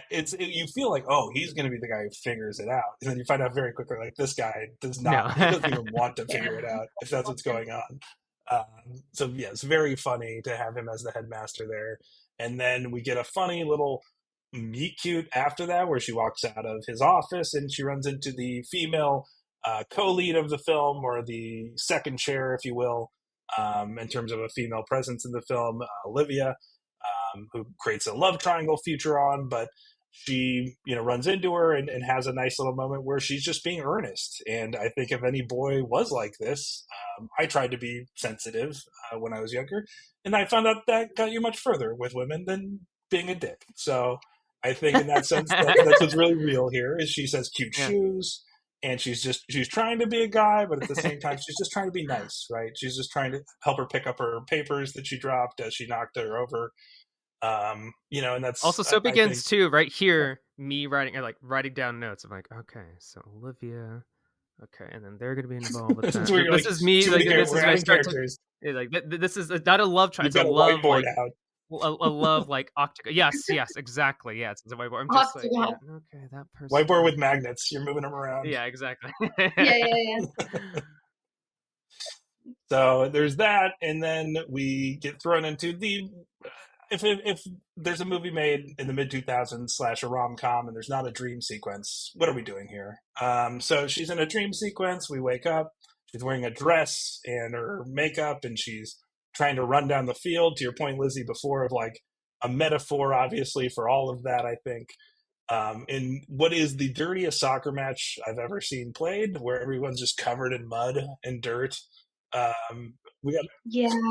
I'm glad that Lizzie brought up that example earlier today, earlier today, like 5 minutes ago, because that actually is like literally just played out through this dream sequence. Actually, yeah. yeah, Yeah. And yeah. she goes to take a shot. She slips and falls because she's wearing heels, and is not properly fit for playing in a muddy soccer match.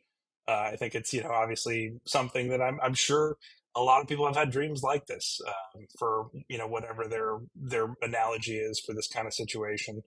And she's woken up by as Sebastian by a team hazing, which again, mid 2000s, but pretty Yeah, light for that scenario yeah, compared to if you've ever yeah. watched frat movies or things like that. But they're taken to the showers, of course, because why not? Throw an oatmeal on them and told to disrobe, take off your clothes, take off your clothes. Which again, red flag here of I can't do that as a woman pretending to be a man or a girl pretending to be a boy. And she walks over, she slips out and pulls the fire alarm and gets out of that situation, that sticky situation. But I think it was good that it was covered in the sense of like that this kind of stuff happened, and she found a way Yeah, to like Yeah. get out of it. yeah, That's how you have to because do it in a man's world, I guess. because like you're like, oh, because like I guess like you're because at first I was like, oh, we're gonna do a hazing scene. How are you gonna Yeah, what's everything gonna just happen felt here? right. It's like You're okay, just it's like okay, you don't. like, It's like all right, you dealt with this well. Like you dealt with this all yeah, right. they in this pulled the kind of ripcord and they just got out. It's one of those You're things like, where, yeah. Do you ever deal with that on the female side, Lizzie, of like any female hazing in any situation in life, or do you just feel like that was generally being a woman all the time? Yeah.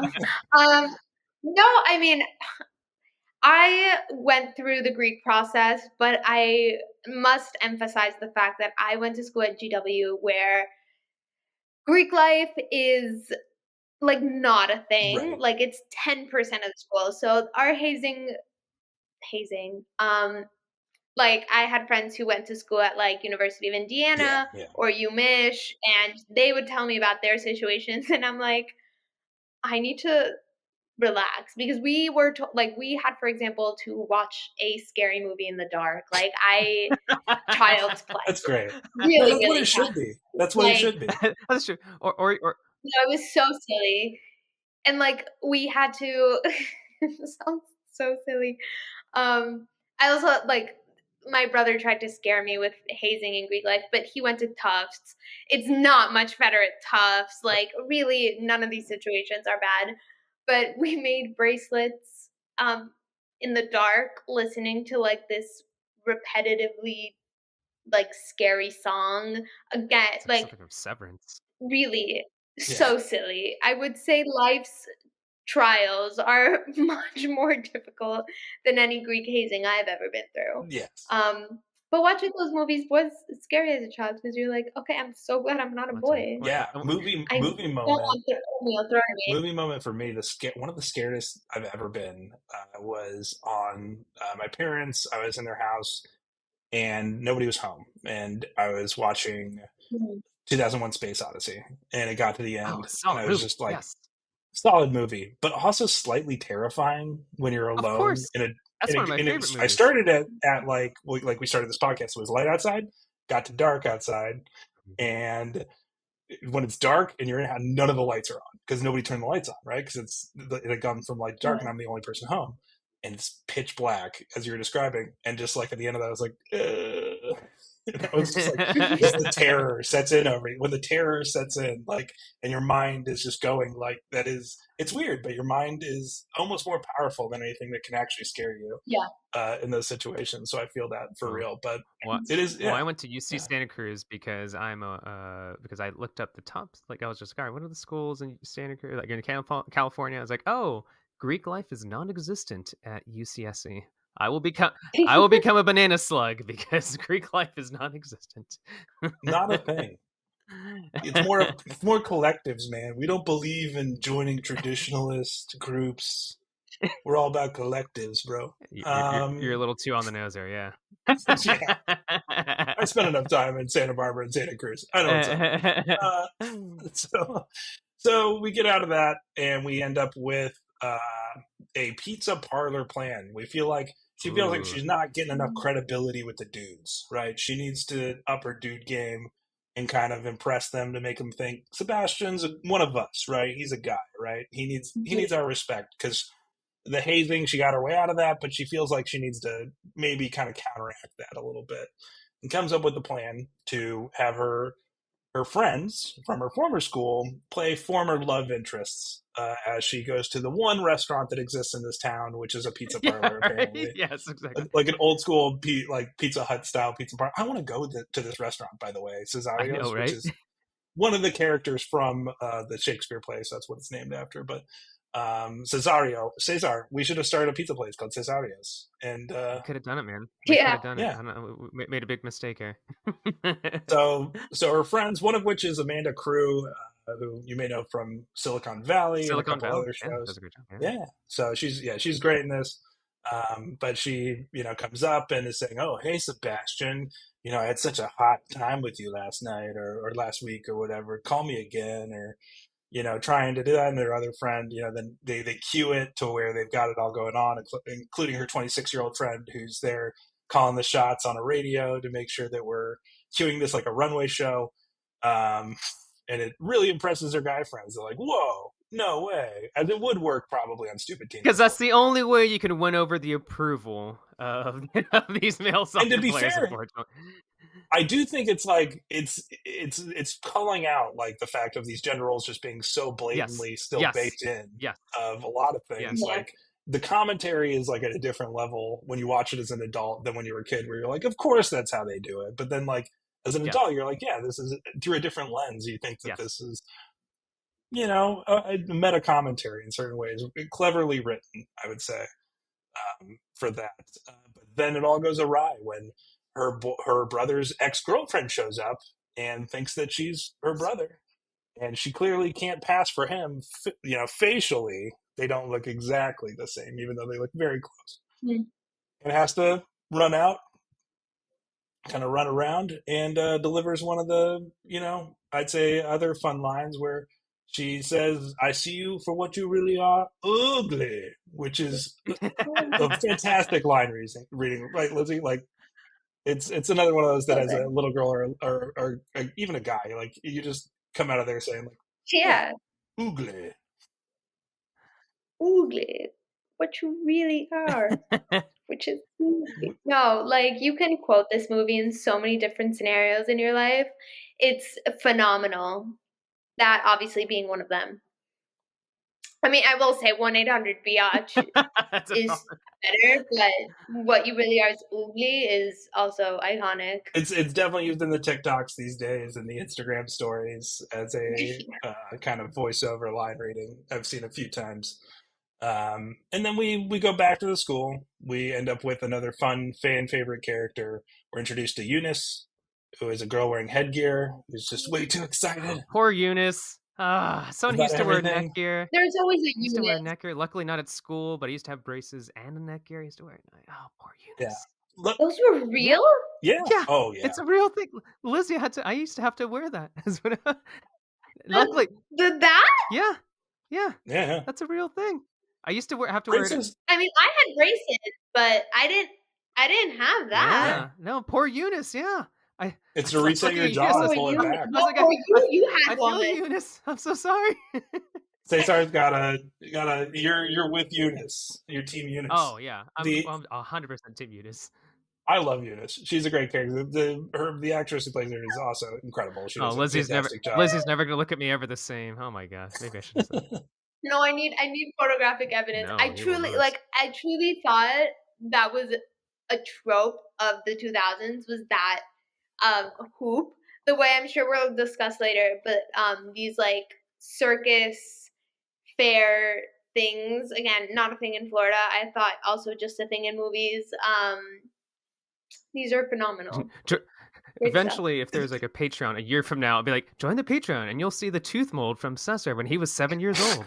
Like, I'm just like I work in the tangential industry that does do dental stuff. So I will say, like, the technology's advanced a little bit since then. So I think that's partially why it kind of like phased out of the culture, was like it was a thing until then. And since then, Cesar now may not have to wear the brace as much due to some of the methods they have now.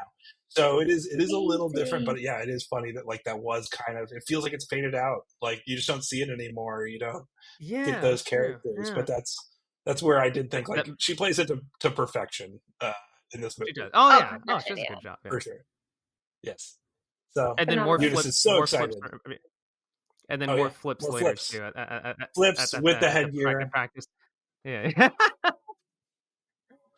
But she is so excited they have lab partners because that is just like the most dramatic way to pair people off in a high school movie. Yeah. You got to be lab partners, which means you're going to be romantic partners somehow. That's the way it works, Yeah. I guess. I mean, did anyone watch Twilight? Yep, That's that's how it goes. If you're lab partners, that's you what have it to get is. That's married. how it goes. That's you might as well. You're one Yeah. step away from being engaged. That's how this works. Yeah. The romance. So yeah, she's paired up with Channing Tatum. Olivia's paired up with Sebastian / Viola, and it allows them to bond a little bit, but it also breeds this tension between Channing Tatum's character and Amanda Bynes' character, because Channing Tatum's character has a thing for Olivia, clearly, that was kind of played out a little bit before. We go around to school. We get some fun scenes where David Cross catches her adjusting her wig and then tries to talk to her about male pattern baldness, which I feel as a follically challenged man, one of the better monologues in the film where he just sits down for 2 minutes and talks to her about becoming a balding man and accepting your fate. And then there's matchmaker situations where she tries to talk to Duke about, hey, one of the ways that I can be a bro is setting you up with the girl you want to be with, and then you won't view me as a threat, and you won't view me as a guy. You won't view me as a girl, right? You'll view me as a bro who's trying to help you out, right? It's kind of, I think, the through line there. This is one of my wife's favorite lines, if not her favorite line, where she says, yeah, just ask her about things, Odie, what's your favorite cheese? And she goes, my favorite's Gouda. And it creeps him out with the way that she can do a female voice, because she's obviously a female, on the inside of the makeup. How do you feel about kind of the interplay here, Lizzy, in terms of the back and forth between her and Duke there? It's so good because you kind of like get this sense of like finally a woman is telling a guy what they want to, like, slowly telling them, like, don't be a dick. Like, it really takes, the bar is so It's low. so low. Like, the bar is so low. If only men knew how, like, really low like, truly, at that point, had a guy come up to anyone and said, what's your favorite cheese? Great entry point. Great stuff. You care about what the other person thinks. Great stuff. The bar is so low, and she was really delivering that, and so amazing. And then obviously from Amanda Bynes' like acting perspective, the being able to show off that range is just so good. But sure, yeah, that was like finally you're speaking to you've infiltrated the circle to be able to speak to a man as a man. Yes. So good. It's a good turn to play out. Go ahead. My wife does like cheese. I guess it does make sense. I should have just gone into that early on as opposed to talking about whatever. Like cut through layers and years of trying to break down that wall. Ask her. For sure. Yeah, and that does set up the future vacation to Wisconsin. So I mean, you got to come out here. Cheese curds. I do like fried cheese curds. I did have cheese curds the other day. They're quite good. Yeah. Yeah, they're never better than here. I'll tell you, we sweep Europe in the cheese awards, so that's one of the places where you can claim American excellence. Is Wisconsin cheese curds, to be honest. I didn't expect someone to say the cheese awards at some point. We would sweep. There's European cheese awards. Wisconsin cheese goes over, and it beats most of the European cheeses, and I think it infuriates the hell out of these people. But we're very good at making cheese here. That's one of the things that's good here.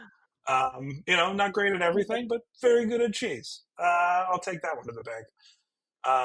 But yeah, it's if you ever see Wisconsin cheese, just get it. It's always good. We move on to a pivotal scene, one of our scenes in the box here in the carnival scene, the aforementioned and built-up carnival scene. There's a junior league carnival that's here to sponsor the junior league. That's because everything's got to be tied into a thing. In a movie, you can't just have it be existential. It's got to be somehow part of a thing. The junior league that she's supposed to be a debutante in has a carnival to fundraise money for, and they have something that you would never have now, I think. And I don't even think was passe in the 2000s. Can we give a yellow card to that? Can we give a That's yellow card to Kissing It's Booth? strong, almost right orange there. card. Yeah. Especially once you see, how it like ends up panning out. You're like, ooh, maybe there's a red card. Yeah, I would give it a strong orange card. Okay, Whereas like is sweet, like innocent in nature, terrible in execution. Yeah, right. Yes, exactly. I agree. Yes. Yeah. Yeah. So we do get a classic bit throughout the carnival is that Sebastian and Viola are supposed to be at the carnival. So they both got to make appearances because she's got to keep up the fact that he's around somehow, and that's not really ever fully explained, but he's got to be there. So we get her walking in, and then she's got to change to Sebastian, and she's got to change to Viola, then she's got to change back to Sebastian, and we get some fun changing booth situations. One in the porta potty, probably the most natural and makes sense, and one in like the Hurl-A-Whirl ride. And then we get the nice reveal that there's a kid there with her while she's changing. Scarred for life now, probably. And then one in the bounce house as well. That's probably the most difficult situation imaginable to change. Shout out really quickly too to the hairdresser and also to the friends. Once like these extremely loyal friends who are just like helping her and just like and blocking off Monique, who is Sebastian's actual Sebastian's ex, who's trying to chase down Sebastian, but obviously it's Viola. But then they're being shout out to once again Jude Law. That's all I can see in my brain is just Jude Law, but it's the hairdresser. Yeah, he's a good actor. He later is in a show with Emily Osment, Haley Joel Osment's sister, where he plays her love interest, a like tech mogul type guy. He's got his own comedic sensibilities to his own right that are maybe underutilized or underdeveloped in this film. But again, they're good friends. They're like towing the line for her to do whatever she needs. And so she's able to get back and forth, get to the kissing booth. She walks in right as Olivia's stepping down. Duke is walking up, his big chance to kiss Olivia, and her shift's over, so she walks away. But then in walks Viola, and we get a kiss between the two main characters of our film that is preeminated, but also they technically don't know each other. And so I think this is like a nice kind of like, again, letting the woman have the lead here of her getting a chance to see if there actually is a romantic tension and spark there. And I think for her, this is when that really begins, right? Is when they have that kiss, there's something there, right? And how did you feel about that, Lizzy, as a kid and then also now, I guess? I mean, as a kid, you're like, finally, they're so cute. As a rom-com, you want that. You want that moment. Yeah, it's like that rom-com movie. And watching it now, again, it's just like, oh, you should have figured it out sooner. Right. Still, no, it's I mean, I think you have to put on these kind of like rose-colored glasses and step into this delusional world the way you do in kind of like all rom-coms. And it's actually the reason I can't watch these movies with my husband is because he has a very logical brain, right. And so he asks those questions that would end movies right away. Kind of like what if her wig slipped off? She would be. I'm like, shh, it doesn't work that way in this world. And so you have to put on those glasses, and now I'm in that world, and so it's always enjoyable. I did a lot of theater as a kid, and there's a thing called suspending your belief, and I think for a lot of things to enjoy them, you have to suspend that belief because otherwise it doesn't work. And I think those people, that's why they struggle with theater, with musical theater, things like that, where it's just supposed to be fun.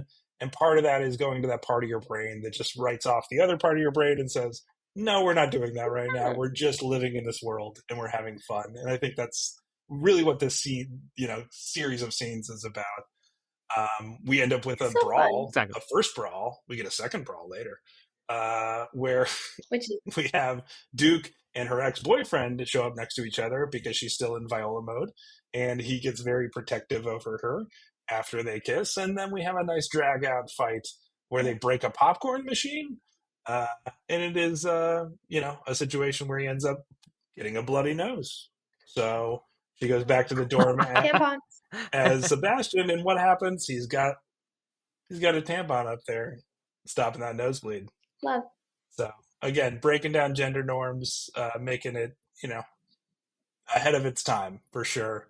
And that's another bonding scene between the two of them. She wins him over as Viola. We get celebrations. Oh, here. you got more balloons. Yay! More What's the balloons. We're at the action? carnival. What's the action?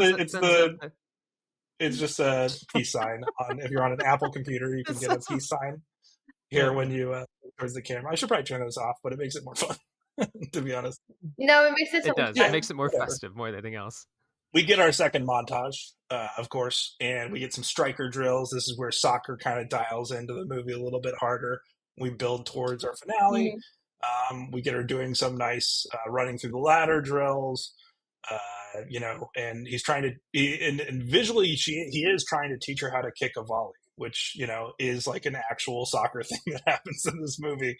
It's obviously so fun in multiple levels, but I thought that was actually kind of cool. Like, they definitely had a soccer coordinator, and they actually like worked on a skill as opposed to like just random shit that usually happens in soccer practice and film.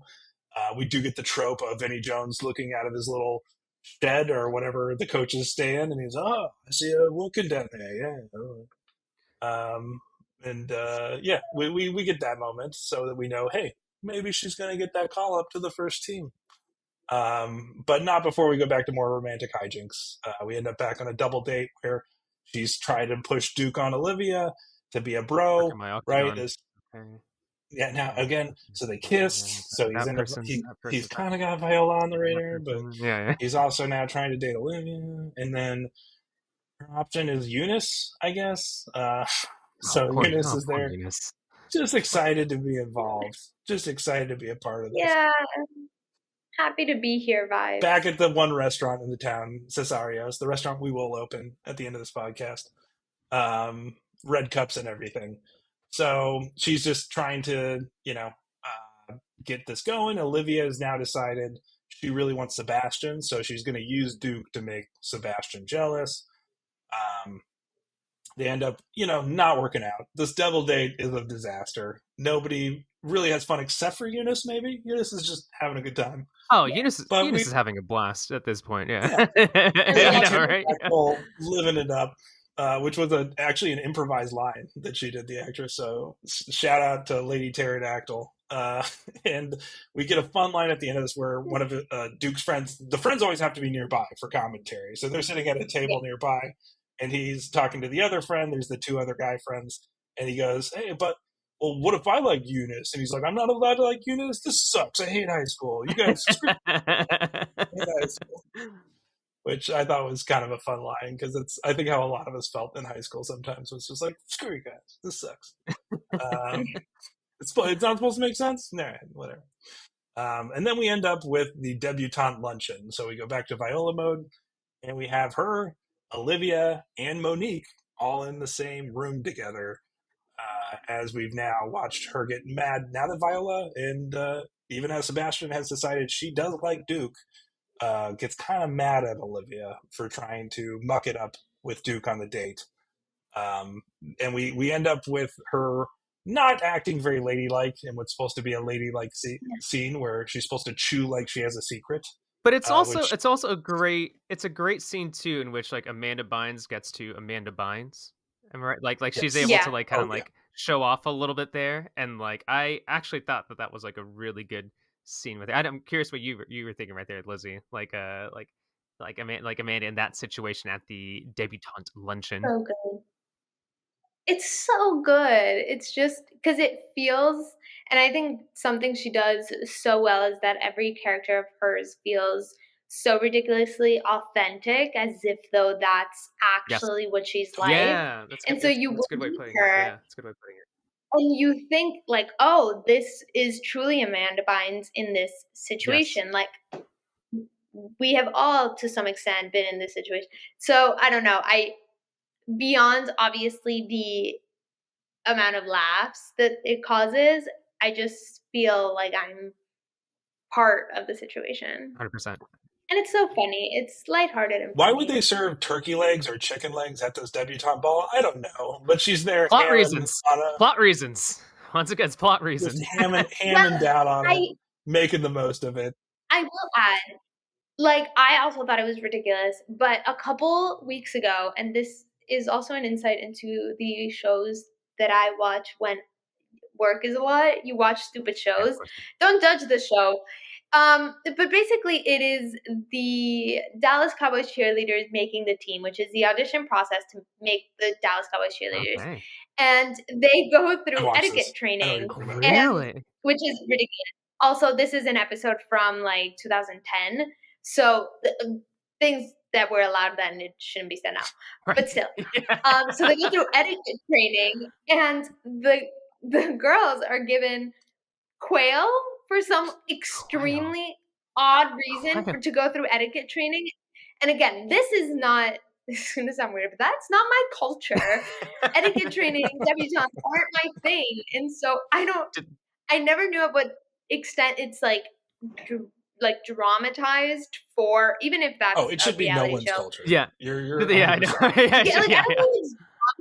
Like, is it extreme? Is it for show, or do they like really teach these girls how to like properly use silverware on potentially the most difficult cut of meat? Yes. I think that's the idea. I think it's a see if you slip and fall and see how you can be ladylike with It's quail. Yes, quail. Or a chicken leg. Did they also have the cheerleaders like walking with like dictionaries on top of their heads? Ribs is maybe the only harder thing to eat ladylike if you get like a plate of ribs. Yeah. With sauce on it. That's the only barbecue. That's the only change they should have done at the debutante lunch. They should have had Amanda Bynes eating ribs. Actually, that would have been or like chicken wings. I will say ribs. I think are easier than chicken. Chicken wings because they're so little. You have to get your hands in because there. you can't cut. Right. And of course, she continues. You can do it with a fork, but and she continues to act. Yeah. She continues to act ladylike, in quotes, like for the rest of this luncheon. Am I right? Yes? No? Oh, totally. And so we end up with the scene where she's just looking at Olivia and just getting mad at her because she's trying to, just mess with. And it's on two levels. One of which is Duke's friend. She hates that she's using him, right? And then another level, as Viola, she has feelings for Duke now, and then she doesn't like that Olivia's taking advantage of that. And they end up in the bathroom together, and they try and have a nice chat where she pretends that they've never met before, which is weird because they met at the carnival. But again, suspend the belief. And sometimes you meet people and you pretend it's the first time, even though you've met them before, because it's simpler, whatever. And they have a nice little talk about how, he's a sensitive guy and, you should really take more advantage and I like him and stuff like that. And talking about her brother, Sebastian, and hey, yeah, you should really, you can lean into that if you want, but whatever. And of course, who's in the stall secretly the whole time is Monique with a great reveal. And we get one of the best scenes in the movie where we get three women just duking it out, just going at each other here. I was on a wiki page where apparently, go ahead. Yeah. Oh, I was gonna say that apparently they needed like stunt doubles for much of the movie, but apparently in this scene, like the fight scene, like that is all three of them actually. Yeah, they just wanted to go fight. They just wanted to fight. But sorry, you're gonna ask Lizzie something. Yeah. No, I was gonna say, how did that feel to you as a fight or a woman brawl? But like, it's not a cat fight. It's definitely just like, let's try and slam your head into the sink kind of deal where it was just honestly fight. Yeah. Like, if girls applied that, life would be so much simpler. Yes. Like the mental games are so much the passive aggression, so much harder. Oh yes. Yeah, passive aggressiveness. That's where I will say guys have it easier in that sense. In many for sure. Senses. But in that sense, where it's just like duke it out and then hug it out. No, with women, it's a mental fight, and middle school and high school fights would be resolved so much quicker if you just, I mean, I don't condone violence, but I also don't condone mental like torture. What does the mom say? I don't believe it was like when she walks in, she's like women fight with their eyes, or they resolve things with their eyes, and it's just like you are not Yes, allowed to like you're not you're allowed to not even allowed get to close to what strike it each is. other. Yeah, Yeah, exactly. I Yeah, will yeah. say anyone I've ever laid hands on in my life became a friend later on because we just absolved our differences. And this is That's how like Drew and middle I started school. this pod. Actually, we like Yeah, we after actually future. duked it out. Beat each other up. We just punched each other in the face enough times. We said, you know what? I agree with you now. That's how you give each other enough brain damage. It works. Drew's No, I've had Drew's like two 6 when he two got me kind of with like one strike. major violent outbursts / fights in my life in middle school. One of which is one of my best friends, and we still joke about whether I kicked him or I tackled him, which one it was. Mm. But he was talking some shit, and then we fought, and then like a week later, hey, do you want to be friends? Sure. We've been friends ever since. That's how it works for guys. It's just a little bit different, and Lovely. that's where like I to your point, like I think that's her blurring the lines in her head of am I a guy? Am I being Viola? Am I being Sebastian? Who am I fighting for right now? And I think like that's where again it's displayed kind of in a fun way that's just like really silly, but also just Yeah. great work by three actresses in that scene to really go at it. And it was showed up well on the screen. So we end up with a follow up scene where she comes back to school as Sebastian, and or actually she doesn't come back, but Right, actually Sebastian gives a proper Sebastian at this point comes back Proper proper from London. Sebastian. Yeah. Yes, calls in and says, "Hey, I'm coming back early from London. Hope that doesn't create any problems." And shows up out of a cab, and Olivia ambushes him because she's waiting in the bushes or something. I don't know, but she's waiting right there, and she reads his lyrics out to him, and of course kisses him and looks at him and talks to him before, like barely looking at him in the dark, kind of obscured, but in a way that she reads his lyrics back to him, and he goes, "Hey, I think I'm gonna like this school. I think this is gonna be all right for me, right? Because Men. this is good for me." It's the most men. So he does that. And then, of course, Duke is looking on. This is classic Shakespeare, by the way. This is like every Shakespearean comedy ever ends up with some sort of misunderstanding where somebody sees somebody and it's not that somebody, it's a different somebody. This is, and this is where that movie plays it to great effect. He gets mad. He comes back into non Sebastian, Viola Sebastian. They fight. She doesn't even know what he's talking about because that didn't happen to her. And then they kind of cut to the Malcolm, who's been our creepy dorm, leader in Who kills waiting. it? By the way, he might be one of my favorite characters in this. Oh yeah, I like nails it. I actually like I something was I genuinely like laughed out loud was when Malcolm like showed up, and also I think like the peak of the movie for me at least like humor wise is like when he's talking to Malvolio, like his tarantula, like earlier in the movie, but he's like Which sitting is his next real name in the to Shakespeare but he's play. sitting next to a pillow with like an image was I think it might have been Olivia. Anywho, that was just He's got a creepy shrine and a pillow of yeah. Olivia, so he's Yeah. got both. He's doubling down on the creepiness for sure. Yeah, he the guy just like embodied the role. Sometimes it's played over the top. He was like pitch perfect. He was not Yeah. too over the top, but he was spot on creepy. Where you like saw this guy, Yeah. and you're like, Yeah. this guy's gonna be a weirdo, straight up. Yeah. And one of the scenes when he walks in is like, "I've caught you," and then she's in the shower room, and he's like, and she's like, "You need to wear shower shoes in the shower." Because you're like, oh, this guy's also just a dweeb, but he. And then he gets towel whipped by Channing Tatum. Real towel whip, by the way. Apparently hit him in the eye. Yeah. So real reaction, got straight up to, I don't know how you even fake that. If you've ever had that done to you. A lot of guys have in those situations. Not very fun. One of the more painful things you can experience. So he is constantly trying to spin the wheels and becoming the guy who's trying to find out the conspiracy here, and finds a yearbook photo of the Hastings twins, and the light bulb goes off. Simultaneously, Monique shows up at Illyria, and she's there to, try and find Sebastian and talk to him. Gets pulled in with Malcolm, and they figure it all out. We don't see that scene again.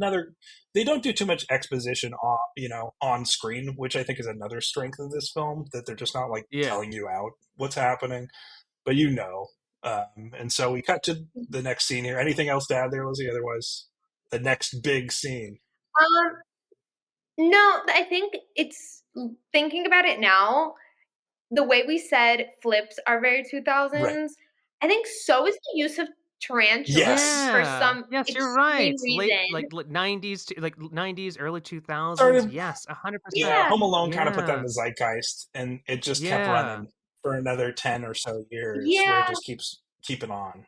Right, tarantulas were like the most fearful thing possible, more than snakes, more than anything. Just tarantulas all the time. Yeah, and like in my head, I'm like, where did they all go? No, they just started using them in the 2000s. And I will say, they worked extremely well. I have a severe fear of tarantulas. Never in my life have I seen one, though. Never been to Little Rock. But I'm severely afraid. Turns out tarantulas have really problematic views. They got canceled in about 2000. They got canceled. And then you just haven't seen. You wouldn't believe the views of the tarantulas. They just are not aged well. And not allowed in Hollywood anymore for the things that you know what they said. Good riddance, that tarantulas. Get them out. No, they were used as a comedic prop for I think the longest time in the 2000s, and then suddenly they weren't anymore. Yeah, that's a good point. And they were phased out. Thankfully, it might be animal laws. So you'll see this too, like in the early 2000s. There's so many monkeys. There's so many animals in films, and a lot of the newer animal laws came in the 2010s, and you couldn't use them unless they were doing certain things. And it also was the apex of CGI, where CGI became cheaper. So this is kind of an inside film thing. CGI became cheaper. We can make fake. Tarantulas have feelings? I don't know. They can make fake ones now, but they don't use them. Yeah, I don't know. Do they have feelings? Because, for example, it's like fish. Like fish don't feel pain. Do tarantulas Because I understand the laws for monkeys, because monkeys are very developed. I did not expect to go this. Did not expect to go on this tangent. No, because when you hook them, when you go fishing, they don't feel they don't have a brain big enough to register. Yeah, they feel like as if you would tap their cheek, but they don't feel like a hook the way we would feel. Yeah, the nerve endings. They don't feel that pain. I would believe that they do. Yeah, I'm going to Google this later. Yeah. Yeah. Well, that's the only reason I ever considered fishing, because I love animals, but someone wanted me to go fishing once, and I used to like fishing, but in my head it only made sense to go fishing if it didn't hurt them, and so that's when I learned they didn't. Again, I would throw. It's one of the least cruel ways to consume meat as well as fish, because they're plentiful, they regenerate, they're little sea chickens. Yeah, they're less they have less functioning than most other stuff. So that's a good point. But yeah, I don't know. Tarantulas. There's homework. Well, yeah, because monkeys I understand, because they're smart. Yeah, that is torture, and emotionally any other animal I would understand. Correct. Yeah. Yeah, being on set is torturous. It's fucking spider.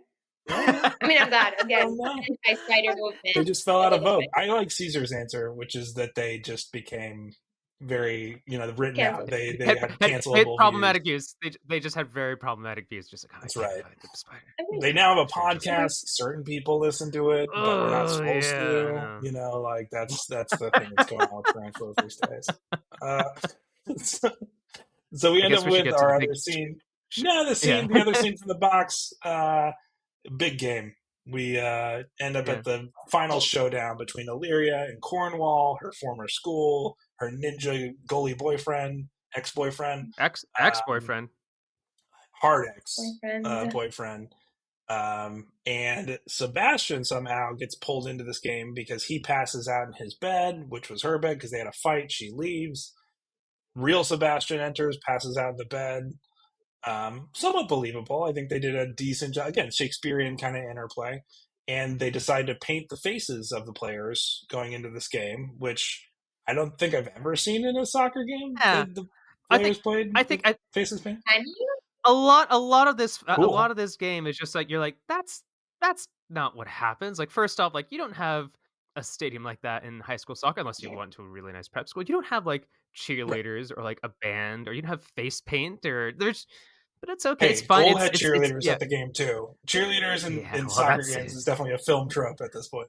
At this Yeah. Sunday league game, and there were like a bunch of like Mexican American families. Like it's just not how that works. With anywho, but yes, that's just not how it works. No, very silly, Yeah. but kind of gives us a nice moment of, hey, they won't know it's Sebastian because he's got the face paint, so it's a nice kind of thing. Cue All American Rejects because it's the mid 2000s and Amazing. the soundtrack of our lives. Move Yeah. along here, and the headmaster walks up and stops the match very early on. Hey, we figured it out. These students came to me, one student from my school, one student not from my school. They told me what's going on. Funny business. This boy is not a boy and wants to force him to prove he's a boy somehow. Sebastian takes the chance to show he's a man in the clearest way possible, or at least has a Y chromosome in the most obvious way, which is pulling down his pants. And people are very clearly Naturally. convinced that he is, not a woman trying to persuade as a man. And again, this is maybe the most problematic, I'd say, in modern context. Yeah, out of- it just that yeah. That's hard for sure. Yeah. For sure. His dad is very proud, this movie, so that's nice. if this movie was made now, you would hopefully have a different perspective towards gender as A more opposed to, clever the way of exposing this. Yeah, probably. Yes. My wife also, as a former cheerleader, had a problem with these high school cheerleaders who she said were dressed skankier than the Dallas Cowboys cheerleaders in this film. She's like, who are these women? Like, what are they doing? So anyway, we cut to it, and Eunice also has a great line in there after he drops his pants. This is why soccer is the world's favorite sport, is you get some nice nudity in the middle of this soccer game. Sebastian gets benched because he doesn't play well because he hasn't practiced for, I don't know, forever, I guess.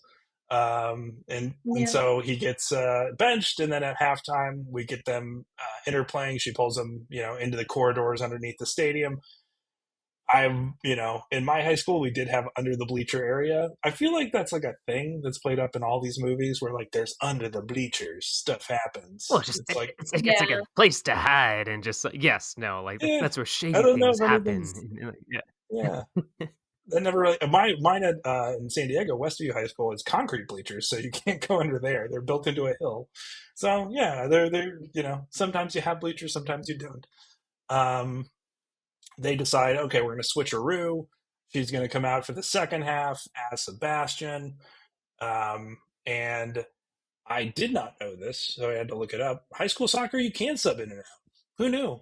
I guess that's the thing you can do. Did you know that, Lizzy? As somebody who played JV? That you can, certain leagues I'm sure are different in different states, but something you can do, I guess, is you can pull a player and put him back in. Unlike most of soccer that we know at a professional or higher amateur level. Yeah. No, I wasn't playing enough to know if that could even happen. To be honest. Sadly, I never got it enough to know if I could that's actually something I was going to call. I was going to say, like, you can definitely not do the professional soccer, but I didn't know you could actually do that in high school. So, yeah. Huh. Apparently, yes. Learning so much. Who Learning so knew? much today. Yeah, who knew? Found that out. So she goes, because obviously it's the same person, even though we don't know it's the same person, right? The people, we know that. The people in the movie do not know that. And she ends up helping kind of push it forward. They end up getting a goal. And this is I'm going to pull out my stack deck at this point, which, Lizzy, is when I find something problematic personally with the film, which is, why is every goal in this movie a scorpion or bicycle kick? Yes, it's cinematic, but it's Shaolin soccer. That's what it Shaolin soccer, baby. Yeah. Yeah. I just find it very funny that it's like, did you train specifically only to score this way? Like, if he gets a ball and it's a tap in, is he like, nah, not gonna score this goal. I only score aerially. That's the only way I can do it. Gareth Bale Champions League final. This is the only way we can do this. Overhead kicks. That's it. That's the only way we do this. So he scores. Terrible keeping by Illyria. Obviously, we got to have some drama here.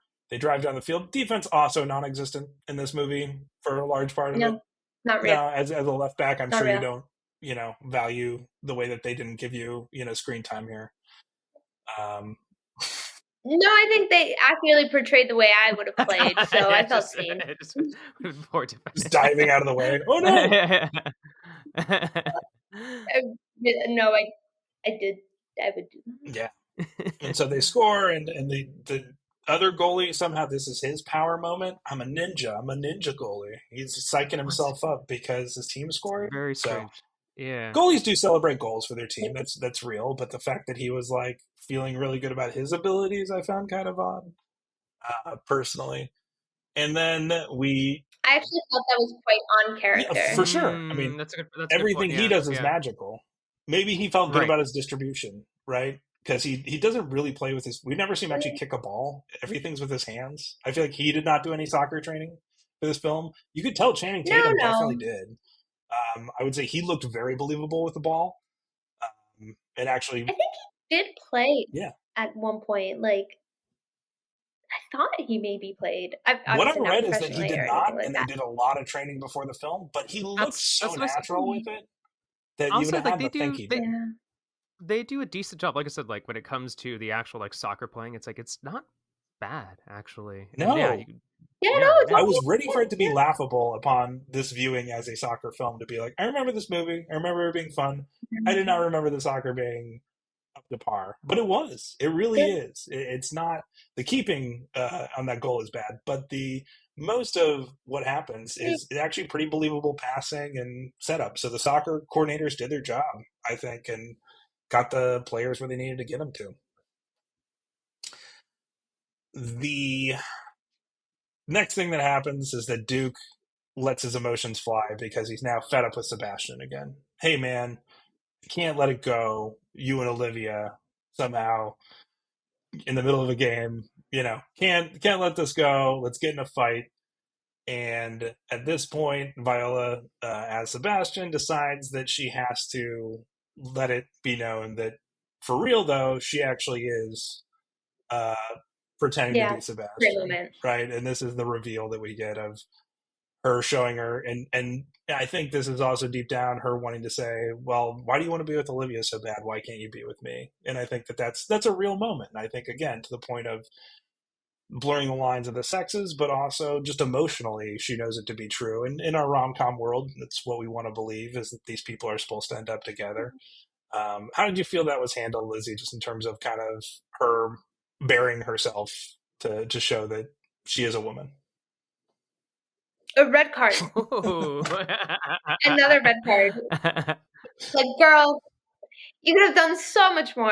You really could have done anything else. But I guess in kind of that like parallel, the way original Sebastian did it, I guess obviously for the movie it made sense. But no, you have to suspend your beliefs. It was one of those moments where you just like want to push them into each other and be like, guys, make up so that you can score a really big goal and then get married. You're at that point of the movie where you're just you could have done this in the after the game, but you chose to do it here.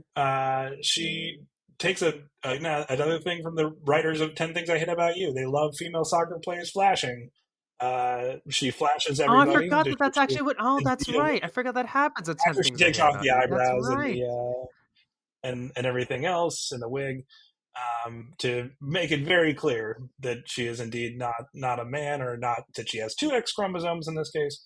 So that's cool, I guess. But again, it's a very funny, weird through line from both of those films, where Kat tries to do that to get Heath Ledger's character out of detention. But so we end up with a great line there as well. Is there more nudity in this soccer game than most soccer games from her dad? It seems like more. Right.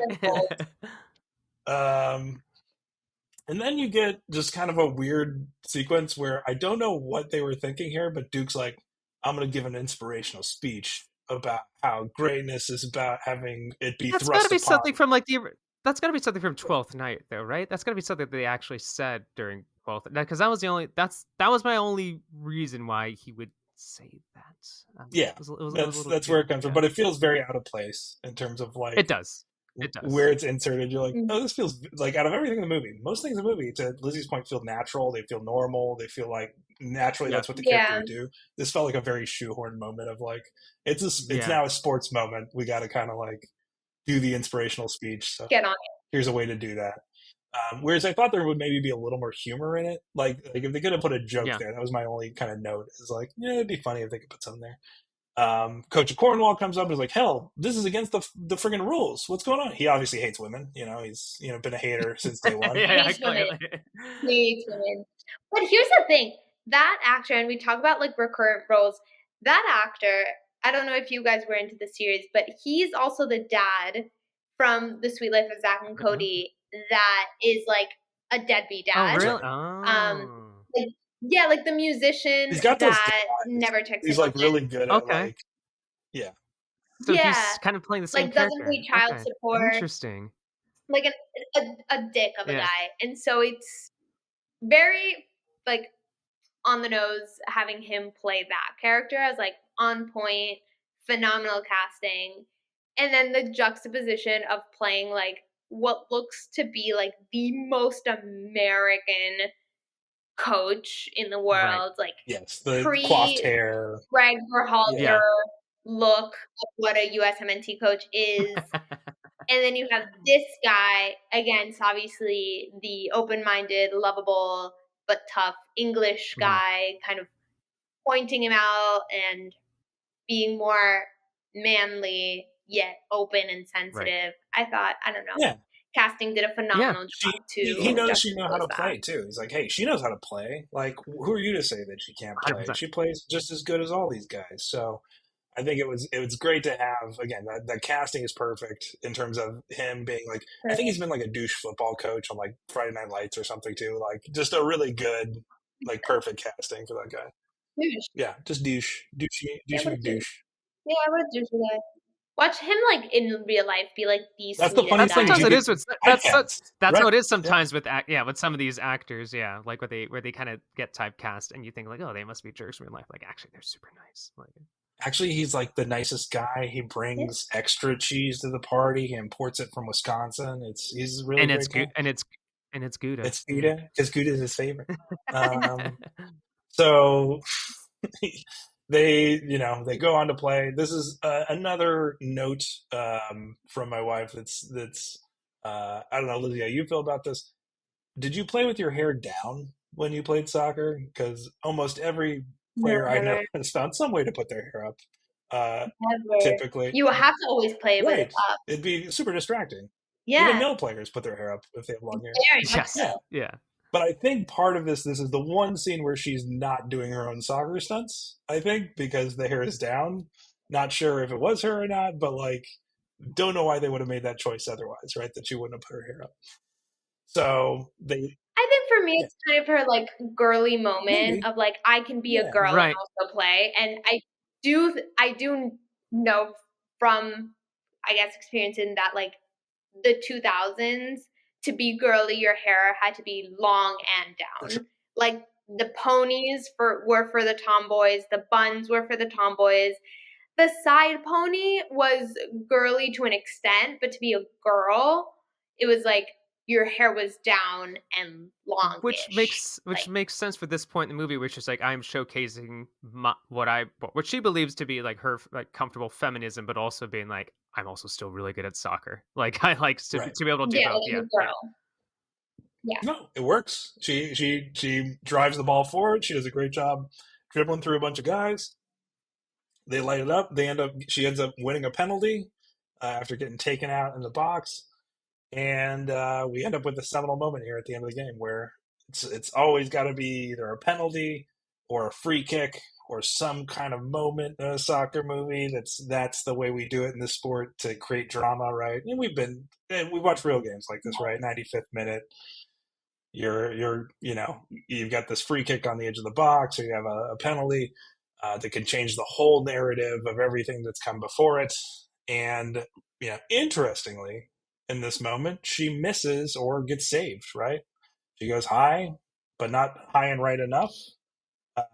and her ex-boyfriend clears it off the line. Maybe they played a lot together too. That's kind of the other mental thing in this moment is she's probably taken a lot of penalties against this guy, just messing around, and he saves it. And then, of course, because you can't score a goal in this world without leaving your feet, she uses her ability to kick a ball off a volley, and Scorpion kicks it in for the winner. Well, technically not Shouting Scorpion. It's more. No, it's more, Scorpion kicks from behind. Like it's more of a scissor I guess, kick yeah, it's than more of a anything. scissor kick. Yeah, a scissor kick. It's a very right. it's a very acrobatic scissor kick in which they probably had some pulleys and whatnot to like pull it up to be able to get that.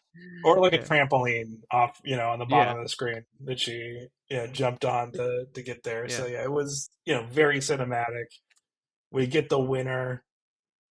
Her ex-boyfriend starts crying again on the field, which he'd have been accused of before. It's a lucky kid. It was a lucky shot. She was lucky. I don't know. Obviously, clearly extremely skilled. I don't know if I could do that in like 20 tries of actually trying to do that.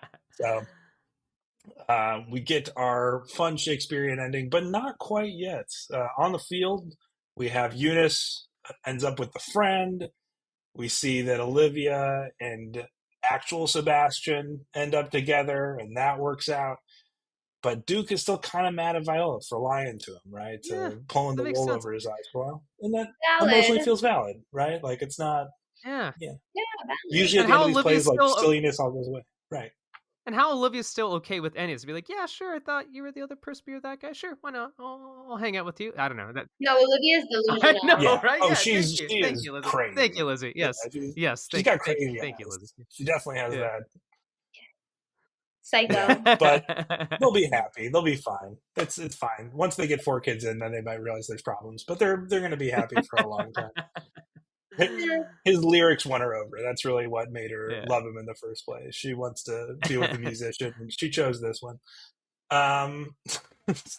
They end up together, but we get a nice follow-up kind of ending denouement scene here, where we end up on the backside of the climax, where they win the game and everything happens.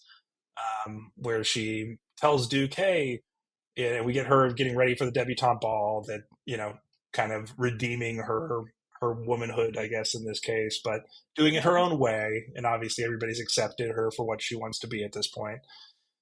But it's clear that she's invited Duke, but she doesn't think he'll show up, even though Olivia is going to walk out with her brother and everybody else has their happy ending. And she needs to get some air.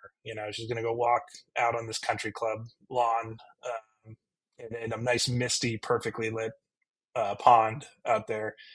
And we get what is my favorite. This is my favorite scene of the movie, by the way, because it feels like something out of an Adam Sandler movie. But I think, again, if Amanda Bynes made like 20 more movies, she would have a lot of funny scenes like this that are just pure comedy, where she sees a figure in the fog. Oh, he came. He's here. And it's the grounds worker who's like, I gotta turn the sprinklers on. my favorite moment in the movie. I like Googled the guy. I was like, is he like a celebrity or something? Like, no, he's just some random voice actor. Voice actor. It's like, no, he's not a prominent figure. I was like, am I supposed to know who this is? Nope. No, just the perfect face and the perfect just like groundskeeper guy of like, oh yeah, this guy is clearly not Channing Tatum. But we get a nice reveal where it pivots back. The camera kind of pans back, and we see Channing's standing there, fully dressed up in his tux, ready to walk her into the ball. And they make up, and they end up together, and we're all very happy. Did you feel like it was an earned ending, Lizzy? Do you feel like we finally got to where we wanted to get to? Yeah. I don't know. I think this movie's perfect. So I think it ended so well and perfectly, and the way it needed to really be a 2000s coming of age rom-com. Yeah, you need that false ending for sure. You need that it's not going to work out, but at the last second we rope you back in and we make you believe again. Yeah. And they get their big moment, and they get announced multiple times. They make out on stage. and then we In cut to front of them family. practicing Like, all together. right, that's In front of that's like, that was a strong open mouth kiss for a couple teenagers. it's a bold move in front of family.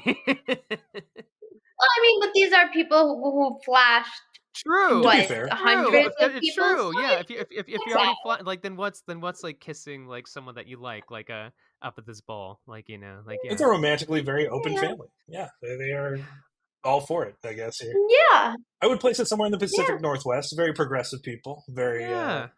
trying to push the envelope. it seemed Orange County to me, in like a delusional Orange Sure, County. with more Orange greenness. County. I will say somebody's lived in Orange Yeah. County previously. It's much more green than Orange County. I think it was shot in Vancouver. I'm almost positive. It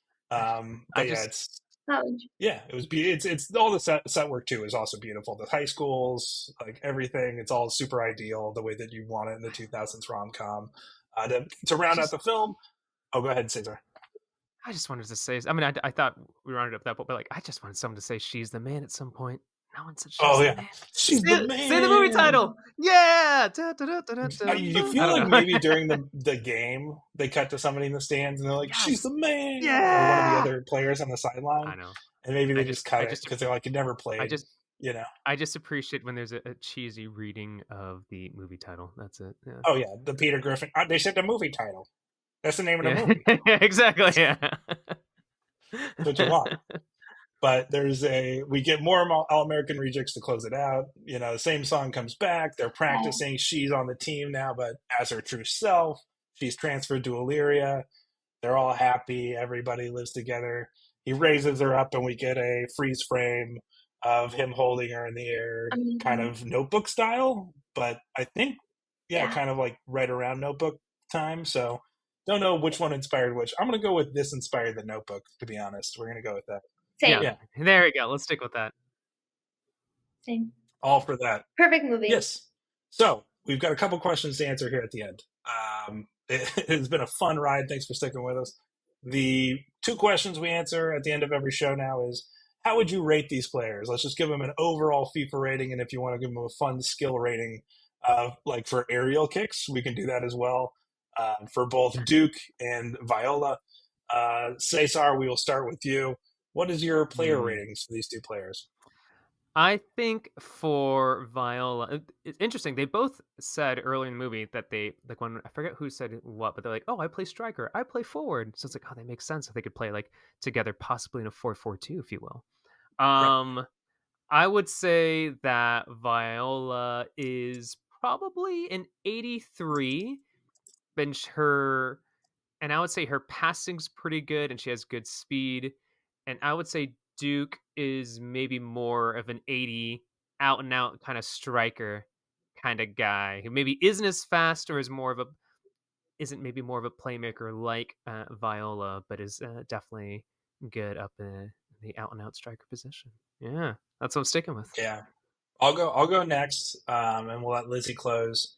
I will say 91 for Viola. I think she's like Alex Morgan level. I think she's Alex Morgan. She was wearing 13. She was wearing 13. That's what I'm saying. I think she's got shades of AM 13 right there. Speaking of iconic hairstyles, I think that's also why you see like so many people rocking the pony with the pink band now. She's made it iconic, and it's trickled down. Obviously, Mel B with Wave, and we'll carry that on for another generation. But I'm going with her with 91. I agree with your speed rating. I think that she's obviously got quickness on her dribble.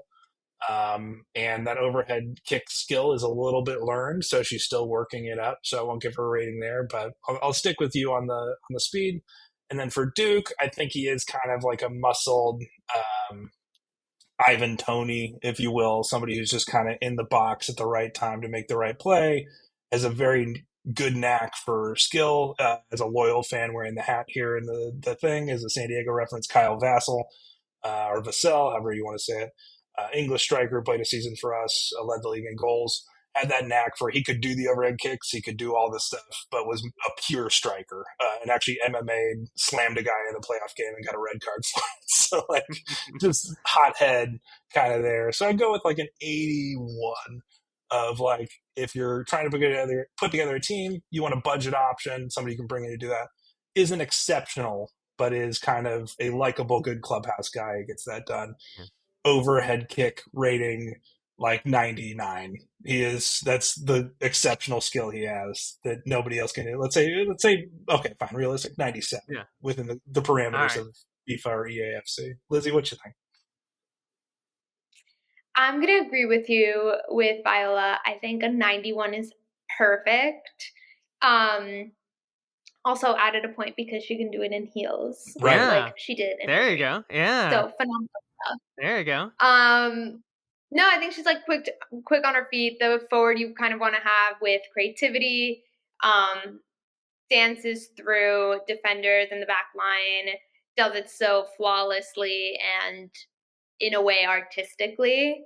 And then for Duke, I'm gonna go with an 80.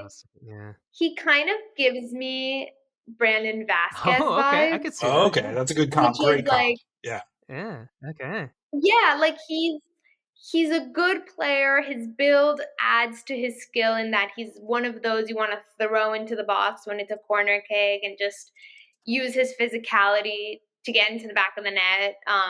Is it skill? Is it God's talent that gave you the height and the build? Is it a little bit of both? Who knows? But it works.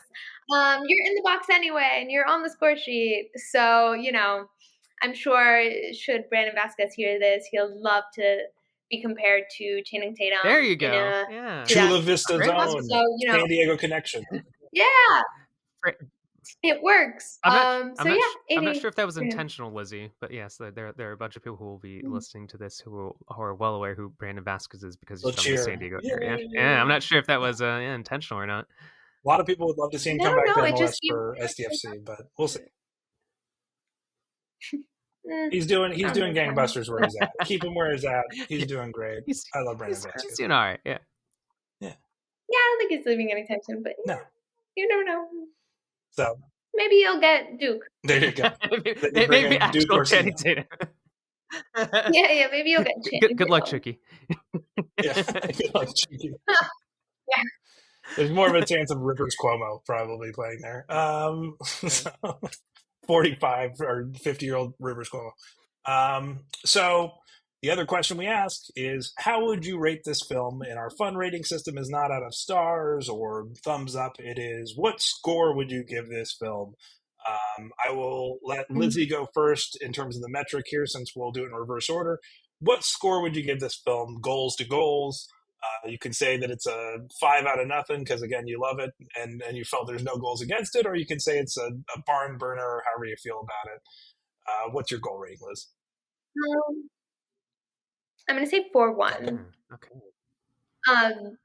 1 in that it had too many red cards in the game. Yeah. And so when you're playing like 7 players down and it's 11 to 4, whatever, you're going to get some goals, but you still won. So phenomenal. I like that. For me, I went into this thinking it was going to be a 1-0 of a movie. I mean, like, all right, we'll see how this goes. Like, I don't know. I'm sorry. I'm being honest. I'm being completely honest. I'm sorry, but it ended up feeling like a solid 3-0. Actually, it ended up being more of a enjoyable match, I guess, if you will, than I thought would be. I thought that the performances, especially by the lead striker, if you will, was better than not better than I knew Amanda Bynes would do well, just because, like I said, I was watched the Amanda show growing up and watched all that, so I knew that she would do well, but she really carried the movie, did an exceptional job. It's like a hat trick from her essentially, and a solid 3-0. Solid 3-0. That's what that's like the best compliment you can give it, honestly. It's just clean sheet. Yeah. It's as good as a forfeit where you beat the other team. We agree, I think, all that this is Amanda Bynes' best film. This is her role that will define probably her cinematic career if there is no continuation. Channing Tatum, you see shades of 21 Jump Street here, of like his comedic timing, his sensitivity, his ability to play multiple levels to his character that aren't just like, I'm a jock or I'm just an idiot or whatever. He can kind of go in different directions and give you emotion. Obviously, he's physically gifted to do the dancing and the things that he does in Step Up and Magic Mike. But I think it all began here, and his ability to embody a soccer player, make it believable on a field. I give it a 5-3, and here's the reason why: is that it's Okay. so fun to watch. Here's my explanation. There's just goals flying all over the place. It's like there's some in the net of like, oh, this is silly, this is 2000s, this is insane. You got to suspend your disbelief in a few ways, but not in goals against, but just like you're watching a game just objectively, and you're having a blast. And there's goals back and forth, the narrative changes, it comes back and forth a little bit, and in the end, the team you want to win pulls away as you grow an emotional connection with the game, or with the film in this case, pulls away in the end. 4-3, after going down 3-2, comes up ahead 4-3, and then you get one fun bonus goal that just kind of is a magical goal that you feel like, in earnest, the right team won, everybody's happy. This is the best entertainment you could hope for in this case when you sit down to watch 90 minutes of a game. So that's my score. I like it. Yeah, great. I like it. Yeah, I like all of I like- those. I think everybody did a good And job I of liked explaining it. the movie, and it was decent, and it was fun. Yay! I'm glad We I won watched Cesar. it, and I appreciate it. I didn't think, like I said, once again, I didn't think I was gonna like it very much, but I really glad that I watched it. And like I said, a lot more complicated than I thought it would be, and it makes me want to watch 12th Night. Actually, I was telling the wife Right. about that. I was like, we should watch 12th Night. So we're planning on watching. Or What a Girl Wants. Yeah. Double feature. I was gonna suggest that one. Have you seen What a Girl Wants? No, I have not. Well, now you have to. As a connoisseur of Amanda Bynes, you have to. Yeah, no, that's like, I would say her like next phenomenal movie is What a Girl Wants. Okay. And then Sydney White's the third place out of the three, I would say. Sydney White's still very fun, but no, I would tie What a Girl Wants and Sydney White. Sydney White was just so good. Okay. I'll have to follow. Plus, like, it's that Greek life. It is that Greek life in Florida at Flagler College in crazy St. Augustine, which is a beautiful, beautiful college. So there's some good set dressing there too. So I get you. I'm there with you. But yeah. Yeah, you need to watch. Actually, your homework is you need to watch. Okay, I'll watch both.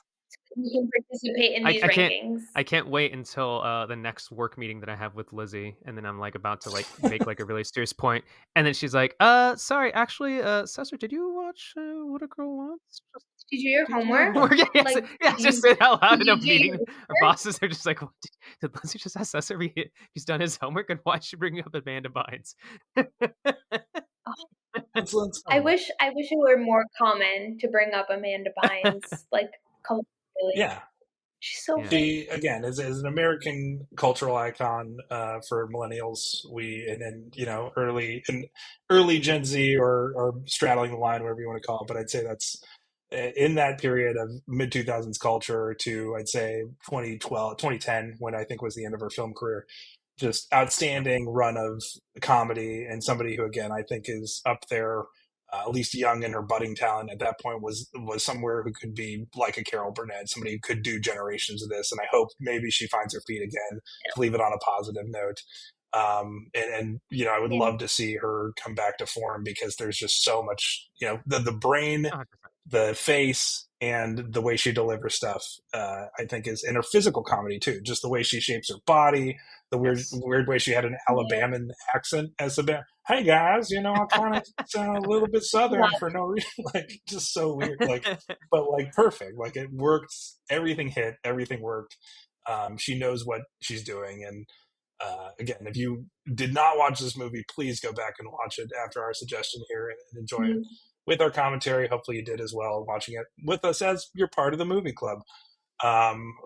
So moving forward, Lizzy, where can we find more of these great insights from you? Obviously, maybe a little more serious in your writing, but people can either hit you up on social media and say, let's talk about other Amanda Bynes movies, or, what do you think about this?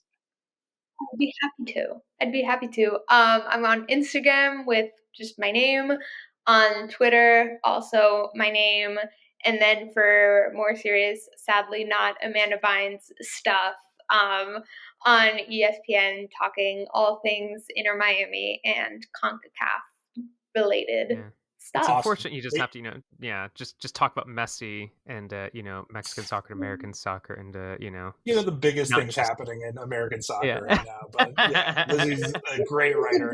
Maybe you can write a spec piece that you just put out there for your editors of like, if you want to have something for the off season, I wrote this piece about She's the Man, and I think it gets some traction on social media.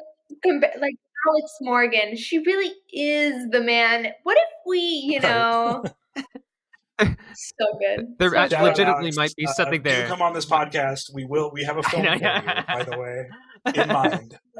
And I think there might legitimately be something there, Lizzy, about like ranking somehow the greatest soccer movies. We'll talk to writers. We'll figure it out.